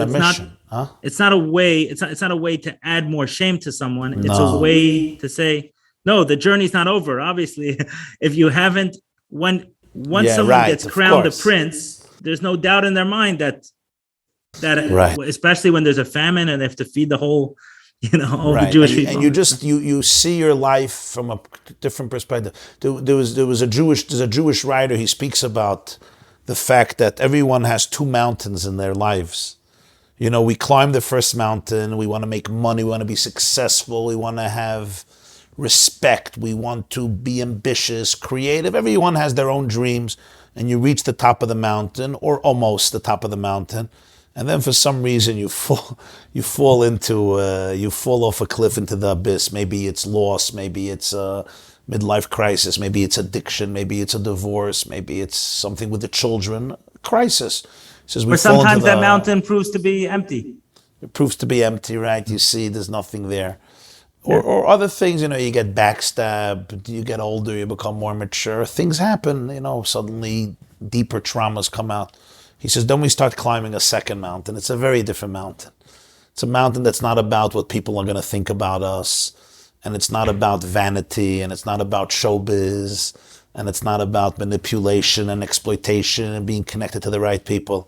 It's a mountain where you really embrace your destiny and what's your God-given mission and who you really are as a person. You focus on what you could give more than on what you can take. You realize your inner resilience and strength. You're a servant. You're an ambassador. And it's a whole different, you see yourself very differently. And you meet some people and there's like a halo around them. You talk to them for 5 minutes and you feel there's very little vanity. There's a lot of authenticity. And those are people who are climbing the second mountain. They said goodbye to the first mountain. And people who have been through failure and stumbling blocks, when they use it as a springboard for growth, there's just a light that you see around their face. You talk to them. And just a certain level of BS that's gone, So many conversations are so inauthentic, I call them elevator conversations, But certain people you meet and, within 60 seconds, it's real. Just real, it's authenticity. There's nothing that fuels authenticity like the vulnerability of failure. I'm wondering, somebody asks Eli, does or did physical exercise play a role in your recovery and health? Does it play a role? Yeah. Let me answer it more specifically. So in the way, because you mentioned years ago that for you exercise at some point became part of a problem. You were obsessed. So that's why that's why I stumbled on the question for a little bit, is because there was a point in time where when I spoke about the infection of abuse, it left me with two prominent feelings being sexually abused. One is that I'm disgusting, and the second is that I'm weak. And I'm not talking about I'm disgusting. I'm talking about a disgust to the core of your being. That's what it felt like. And then a weakness also, because I always judge myself, like the guy overpowered me, locked me in a room, he, would wrestle me and lose. So the gym and a way to I was skinny for a long time, and putting on muscle, and all of that was a big part of the Here. It wasn't coming from a healthy place. Right. I see. For sure. So from that perspective, it wasn't healthy. On the other hand, yeah, it's always been an important part of like some level of fitness, not the way I engage in it for a time. So in your particular case, the exercise was fueling a certain image. It's coming from a feeling I felt weak, so I constantly needed. Somebody once said, "Don't exercise because you hate your body. Exercise because you love your body." I love that. Right? I love but that. Generally, I think for all of us, physical exercise, when it's just done, in a good way, to be able to be healthy and strong and animated and allow our biological systems to function, I think it's an incredible source of just normalcy and balance. And creativity, and it helps release some toxicity and so forth. Somebody asks a very interesting question. She writes to me at the end, maybe she has to speak to your wife. My husband used to watch porn all the time. Now he stopped, but when we're together, I feel like cheap garbage. Is there anything I can do to help feel truly comfortable and connected? There's no help. There's no way of escaping the feeling that I'm just another piece of garbage that he's exploiting. Wow. I guess I'm trying to think. I guess I would ask this person if I was one-on-one with them and wanting to be a little bit challenging, is if they felt like garbage before they met their husband. Is he reminding you of a feeling, or is he creating a feeling? If he's reminding you of a feeling, you may have your own work to do. And if he is creating the feeling, then he has work to do. No, that's no question. But what she's saying is that he used to watch porn all the time. Yes, he used to. He stopped. So I guess if he's really in that space where he came around and he's honest and he's remorseful and he learned from his mistakes, unless he's reminding you of your own inadequacies. Right, that's what I'm thinking. Meaning, if he was continuously engaging in it, he is in some other way. Another thing also, when people go through this process of recovering, a lot of things get stripped. Friends get stripped. Another, so when you asked about the health, so one of the things I don't do, because you can kind of get drunk on food, overeating. I notice when I get drunk on food and drunk on drink as well, acting out is right around the corner. So I don't binge eat like I once did. So it's unlikely to me that someone figured out how to kick something like a porn addiction and is still extremely disrespectful of his wife. Maybe.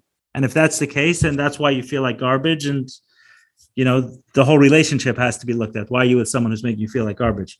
But assuming that, like most people, in order to heal the addiction, he's had to change a lot about his behaviors and probably can't be as crass, as rude, as aggressive with people, with others, then the feeling may predate this person. Another woman asks, we have a lot of women on, a lot. It's amazing. Another woman says, I just found out of the blue that he's a porn addict. My husband was a Ben Torah. He's a rabbi. He gives classes. He's a mentor. I never expected this in my wildest dreams. He's a very religious Jew. But I just found out he's a serious porn addict. How do I even begin to cope? If anyone knew how many there are, I mean, the amount of shluchim who called me with this problem, the amount of rabbis, it's everyone. I mean, who doesn't deal with this? They tried to do a study to see how pornography affects the teenage mind. Now, in order to do this study, you have to have teenagers who haven't viewed pornography, what they call the control group. They couldn't find a control group. They couldn't find enough teenagers who hadn't come across pornography in order to do a study of how pornography affects. So rabbis are like everyone else. That's all. I mean, he didn't become inhuman because he chose a certain profession or because he studied, and he might be very good at what he does, but that's not a reason to. And sometimes, as a rabbi, if I may add, sometimes rabbis also suffer from things that can increase their addiction. Imposter syndrome, feeling empty. I'm supposed to inspire the whole audience for Purim, for Chanukah, for Rosh Hashanah, for Yom Kippur. I don't believe, I don't feel, I don't believe diddly squat. I'm spiritually empty. And the rabbi feels a frustration and a void more than everybody else. So just realize that too. Scholarship doesn't help for that. He's still human and vulnerable and sometimes feels very empty and feels like a hypocrite. And may suffering in his own relationships and marriage, and may have his own trauma, and may even have become a rabbi to become nachas for his parents or his Rosh Hashiva and never really worked through his own self-esteem. He may be in showbiz. He's maybe a broken man. So what would you suggest to this wife? Where does she begin? So I'll give her the same blessing I gave to a woman who reached out to me that her husband had cheated on. She found out her husband had cheated him, and she kept referring in the conversation, I had several conversations with her, to the date she found out. And whatever the date was, right? It was June 15th is this date, and it's coming close to June, and therefore I'm being triggered again because I know it's June and June 15th is the date. So I asked her, how good was your marriage before your husband cheated on you, before you found out your husband cheated on you? She says, not so good. And how much attention were you giving it? Not so much.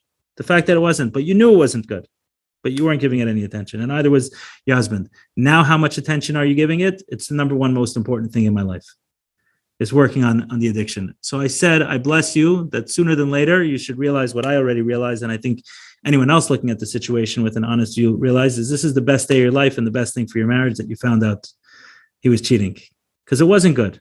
And you found out. The day you find something out, that's a good day. So instead of June 15th being the worst day of the calendar, we discover the infection. We discover the infection. And so now we can pay attention. Now we can pay attention. The fact that you found out, I'm fairly certain this person's marriage wasn't roses and butterflies before they found out about it. Now people are paying attention. Good. So now let's heal it. And the thing is, I heard this from Chaim Cohen. I don't know if you know Chaim Cohen. I'll quote him. He said it. He said, if there's no redemption, if there are certain stories that can have redemption, then I don't want any part of this. I don't want any part of this game. I don't want any of this part of life. Every story has to have the ability to have redemption at the end. So I know it's tough. It's very tough to find out the betrayal, the lies on multiple levels. How many times did they come home? But what if the spouse is not taking accountability, not honest, not ready to say, you know what, I got to work through everything and start from scratch? What if there's denial? What if you're encountering deception? I mean, that's why they have programs for those people who sometimes need to extricate. Yeah, for spouses who sometimes need to extricate themselves from the situation. You have to remain in a space of internal wholesomeness as much as possible to retain your sanity and not to become an enabler and not to be destroyed, not to allow yourself to be destroyed, to have healthy boundaries. Not to get on the crazy train with them. If someone's on the crazy train, I mean, I get calls from different people. I was speaking to a woman whose husband, the shliach, was struggling with opioid addiction, really, really, really bad, terrible, relapsed multiple times, lied multiple times, and everything else.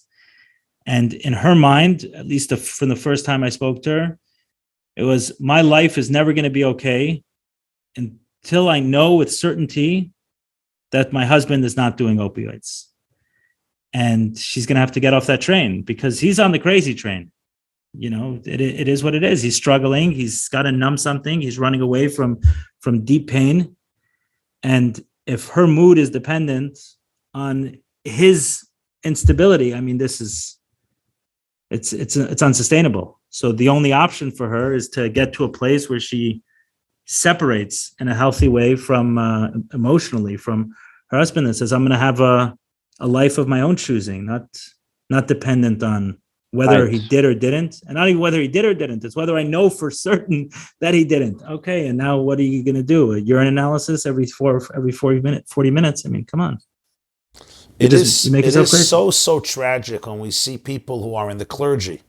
They represent spirituality, and yet we are in such a trap where in the name of spirituality and the rabbinate and helping people, we just could camouflage the traumas and addictions and dysfunctions and lies and deceptions, and not even being aware of how messed up we are. How our brains are just... One of the most messed up people I've ever spoken to. Like, it was one of the most difficult conversations I've ever had. Because he was calling me to save his marriage. But he didn't understand why his wife wanted to leave him. My spouse wanted to leave him. They were together, whatever it was, 25 years, and he was upset that she wasn't taking care of herself well enough. So he had all the justifications for the way he was behaving and everything else.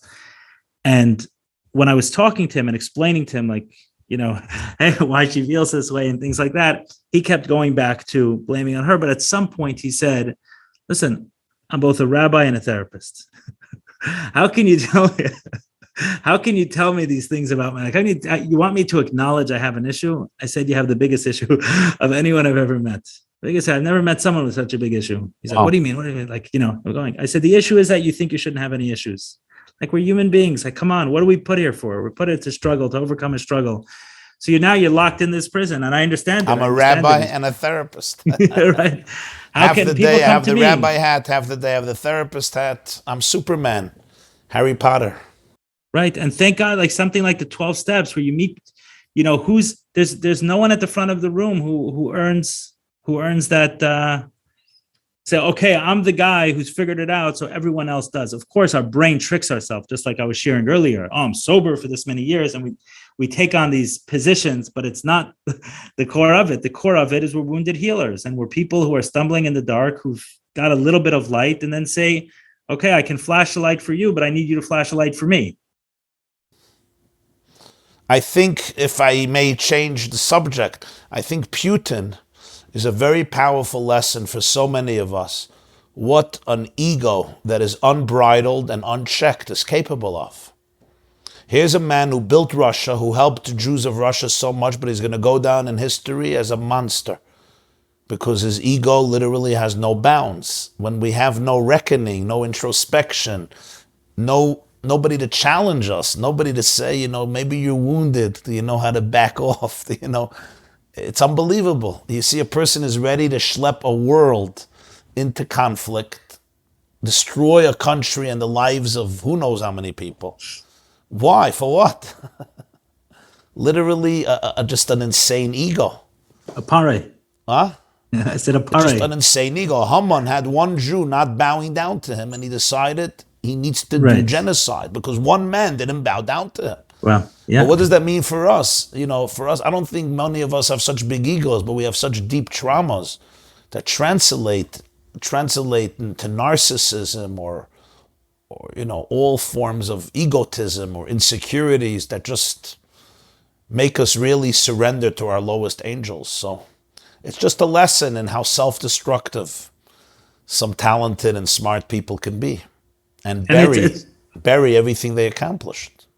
And I think it's a reason why you have the support groups, the sponsors and stuff like that, is because you need someone who can call you out on your stuff. If we don't have that, then we're... Right. The great gift is to have a spouse, if you have a spouse who does not get too impressed by you. It's a great gift. She doesn't attend your speeches. Right. And if she attends, she becomes the worst critic. So us men don't like it. We love the standing ovations. But as somebody once told me, he said, Rabbi Jacobson, compliments will never help you grow. It's the people who will challenge you deeply, will make you uncomfortable, who will help you get out of your comfort zone. Once you know they care about you, if they've married you. Right. And no, it has to come from compassion. If somebody comes to me and just says, you're a jerk and I hate you, we're not going to grow from that because we become defensive, My trauma versus his trauma. So now it's our traumas fighting with each other. But if a person has compassion, and with compassion, they say, maybe you should look at what's going on. Maybe you should look at what's going on. It's very powerful. But we have to be ready for it. And I think all of us struggling with our addictions and traumas, just that humility is so important. The humility. There was a story about the Baal Shem Tov. It's a very moving story. A Jew came to him, and he said he wants to see Elijah the prophet. Baal Shem Tov said, it's not for you. You don't need it. He begged and pleaded. So he said, okay, I'll give you a 10-year program. And he gave him a 10-year spiritual regimen program to be able to see Elijah. And he did it for 10 years. He never saw Elijah the prophet. So he comes back to the Baal Shem Tov and he says, 10 years down the drain. 10 years I accomplished nothing. I wasted my time. He said, what happened? He said, I didn't see Elijah the prophet. Everything was futile. Shana looked at him and said, it was not futile at all. You have achieved humility. 10 years of working and not seeing Eliyahu he taught you what it means to be human, to be humble. And that's sometimes the greatest achievement, much deeper than seeing Prophet Elijah, because it keeps you vulnerable. Vulnerable people are authentic people. Authentic people are people who grow and people who connect to others. So that's very powerful. So I loved your blessing to that woman. Yeah. The worst day should becomes the best day. Yeah, maybe that's the meaning that it says that Tisha B'Av is going to be the happiest day. Our fast days are going to become holidays. Why? Because the days that expose the infections are the days that transform us into the people we are capable of becoming. That's a beautiful insight you gave us. Yeah.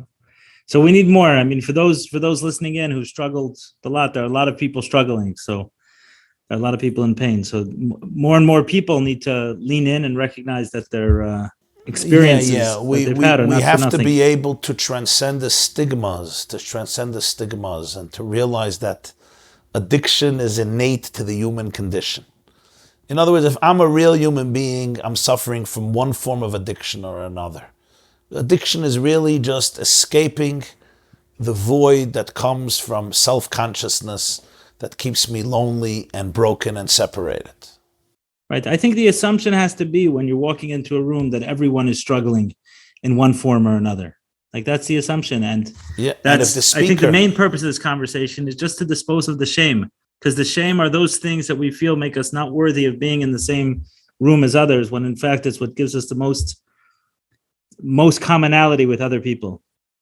All of these things that I speak about that were so shameful to me, the abuse, the addiction, specifically the porn addiction, those are the areas where I've connected with people the most, because that's where their humanity lives the most, where their humanness. So hopefully we've made a dent tonight in some of the shame that exists, remove some of that. And Eli, I just want to finish. I asked Bessel van der Kolk from his experience, how do you know you're with a good therapist? And how do you know that the model of therapy that you're engaging in is the best for you? And his answer really fascinated me. And this is a non-Jew, a Gentile, who's a doctor, a graduate from Harvard, one of the leading trauma experts in the world. And he said these words. He said, the level of education of the therapist doesn't matter so much. The model doesn't matter so much. He says it all matters, but that's not the most important thing. He said the most important thing that matters is, and I'm going to quote him, he says, how much the therapist has worked through his own crap. Because he says, when the patient comes to me, only if I have really worked through my own issues can I become that container that really can hold him or her and help them process and open up their body and their mind and release their trauma and find healing. He says, so the key is that I, the healer, I am aware of all my triggers and everything you, the patient, is doing to me and for me and what's happening in my brain, and that my response is completely guided, not from a place of judgment or expertise or professionalism or criticism or trying to achieve this or achieve that, but really, really just creating a space for the person to be able to process their pain and trauma. And I thought that was very, very profound. It's right. That note is exactly the opposite of the therapist we mentioned earlier. Even though there are many therapists in recovery and there are many therapists who are healing, but for someone to get tripped up on that stone, exactly. I'm a therapist. How can you say no? Yeah, that's And meaning I'm not looking for a therapist who's perfect. I'm looking for a therapist who's worked through their own stuff. And he said, more important than the education, the fact that he knows all the textbooks and he knows all the models and he knows all the conditions and he knows all the diagnoses. Yes, of course, the guy has to know his stuff. Can't be ignorant. But he says, but that's not the key. The key is his ability to suspend his own crap. He used a different word, I won't quote it. To suspend all that, to be able to create a womb, a space for the patient. He says that's the key. It's ultimately about his love and compassion and real ability just to hold on to the person. I just thought it was so profound. because we don't look at it that way. It's like, oh, I have the advice. I know so much. You come to me with your problem. I have what to tell you. You lost the plot. You have nothing to tell me. You have nothing to tell me. The only one you have to tell anything to is yourself. The Baal Shem Tov once said that all real talking is about listening. It's really about listening to myself, not just listening to you. It's listening to what my brain is doing at the moment and asking, wow, how did that happen? Like, why am I triggered? Just to be curious, to be inquisitive, and then to be able to be a conduit for God's love and light and compassion and healing powers. And I have to say, it was a very powerful idea. I've read it in Hasidic literature. This statement is said hundreds of times, that it's about connection, about empathy more than anything else. But it never really resonated. I never understood it scientifically. I thought it's very nice, it's emotional, but he said it's the cutting edge of scientific healing. It's where everything happens, in that space. For me, I remember it was interesting when I went to a therapist, opened up with them about my addiction, and he said, I want you to call this guy. And he gives me the number of a guy whose only credentials was that he hadn't watched porn in a few years. He didn't have therapy, but it was like the therapist who referred me, he was like, Eli, I can't help you with this one. Like, this is the guy who could. Wow. For something like this, you need someone who's walked that path. And Wow. That's been a beautiful thing, is to walk into a room full of people several times a week for 7-8 years, of Exactly. people who've struggled, and the healing that exists. It's just being, I like the way he described it, because it's nothing they're doing. It's being in the presence of people who have accepted their own vulnerability. Yeah, their own humanity, their own imperfections, their own vulnerabilities. And we can cry together. You remember the camp song? Don't walk in front of me, I may not follow. Don't walk behind me, I may not lead. Just walk beside me, hold my hand, and together we will. So we've settled it. It's not the Ashkenazic way. The cerebral way is gone. We need to bring the more Svardim into Crown Heights. Well, the cerebral, we need a seamless flow between all parts of the brain. Like seamless, not to get stuck anywhere. I agree. Rabbi Jacobson, it's been an honor and a pleasure to... Thank you, Eli. It was my honor and my pleasure and thrilling privilege. As I said before, you're a source of inspiration and clarity and leadership to myself and so many of us. From strength to strength. Thank you so much. Continue climbing Mount Everest. Continue climbing Mount Everest. Thank you so much. I hope I'm on the second mountain, because I don't want to go through another dip. Yeah, you're on the second mountain. You know that Moshe himself climbed 2 mountains. One was Mount Sinai. It was the glorious mountain where everything happened. But at the end of his life, God told him you have to climb another mountain. It's called Har Nevoi, the last mountain, Nevoi. The Maggid of Mezrich says Nevoi is Nun Boi. There's 49 portals of wisdom that he attained during his lifetime, but the 50th, Nun Boi, was only the last day of his life. The 50th portal is that which transcends our limited perceptions of what reality is supposed to look like. That's the second mountain. Second mountain is the mountain where you don't ask what everybody can do for you, what God can do for you, but you ask, what's my mission? What can I do? What's my shlichus? It's a different question. Your question expands. Not anymore about defense mechanisms, protecting myself and positioning myself in the chess game so that, defense, offense. It's really about letting go and being a conduit for infinity.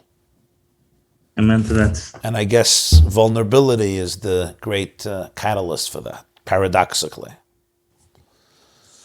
Okay, wow. And thank you, everybody, for joining us. And thank you for the questions. You see, Eli, how many questions there are here in the questions and answers? Yeah, the interaction. There's been a lot, unfortunately, impossible to get each one. Yeah, a lot of questions I see in the questions and answers and in the chat. There's been on the yeshiva.net a lot, yeah? There's been a couple of conversations I've held that had as much, I don't know that any had quite as much interaction as this one. But when it has, I've thought of ways and figure out ways, because obviously there's a thirst, there's a hunger, it needs to be followed up with something else. So yeah, well, this is a very, very relevant topic, as you and I know so well. And it's just so important for all of us to be able to become ambassadors of truth. There's so many people suffering and so many people struggling, and people feel so alone. Everyone feels that I'm the most filthy human being on the planet. And we have to hold hands. We have to look each other into the eyes and say, I'm broken. If only we all spoke and shared our thoughts, then right, no one would feel that way. So thank you, Rabbi Jacobson, for being an ambassador for these topics, like you were 20-something years ago, coming to yeshiva, talking about a subject you wanted to Montreal.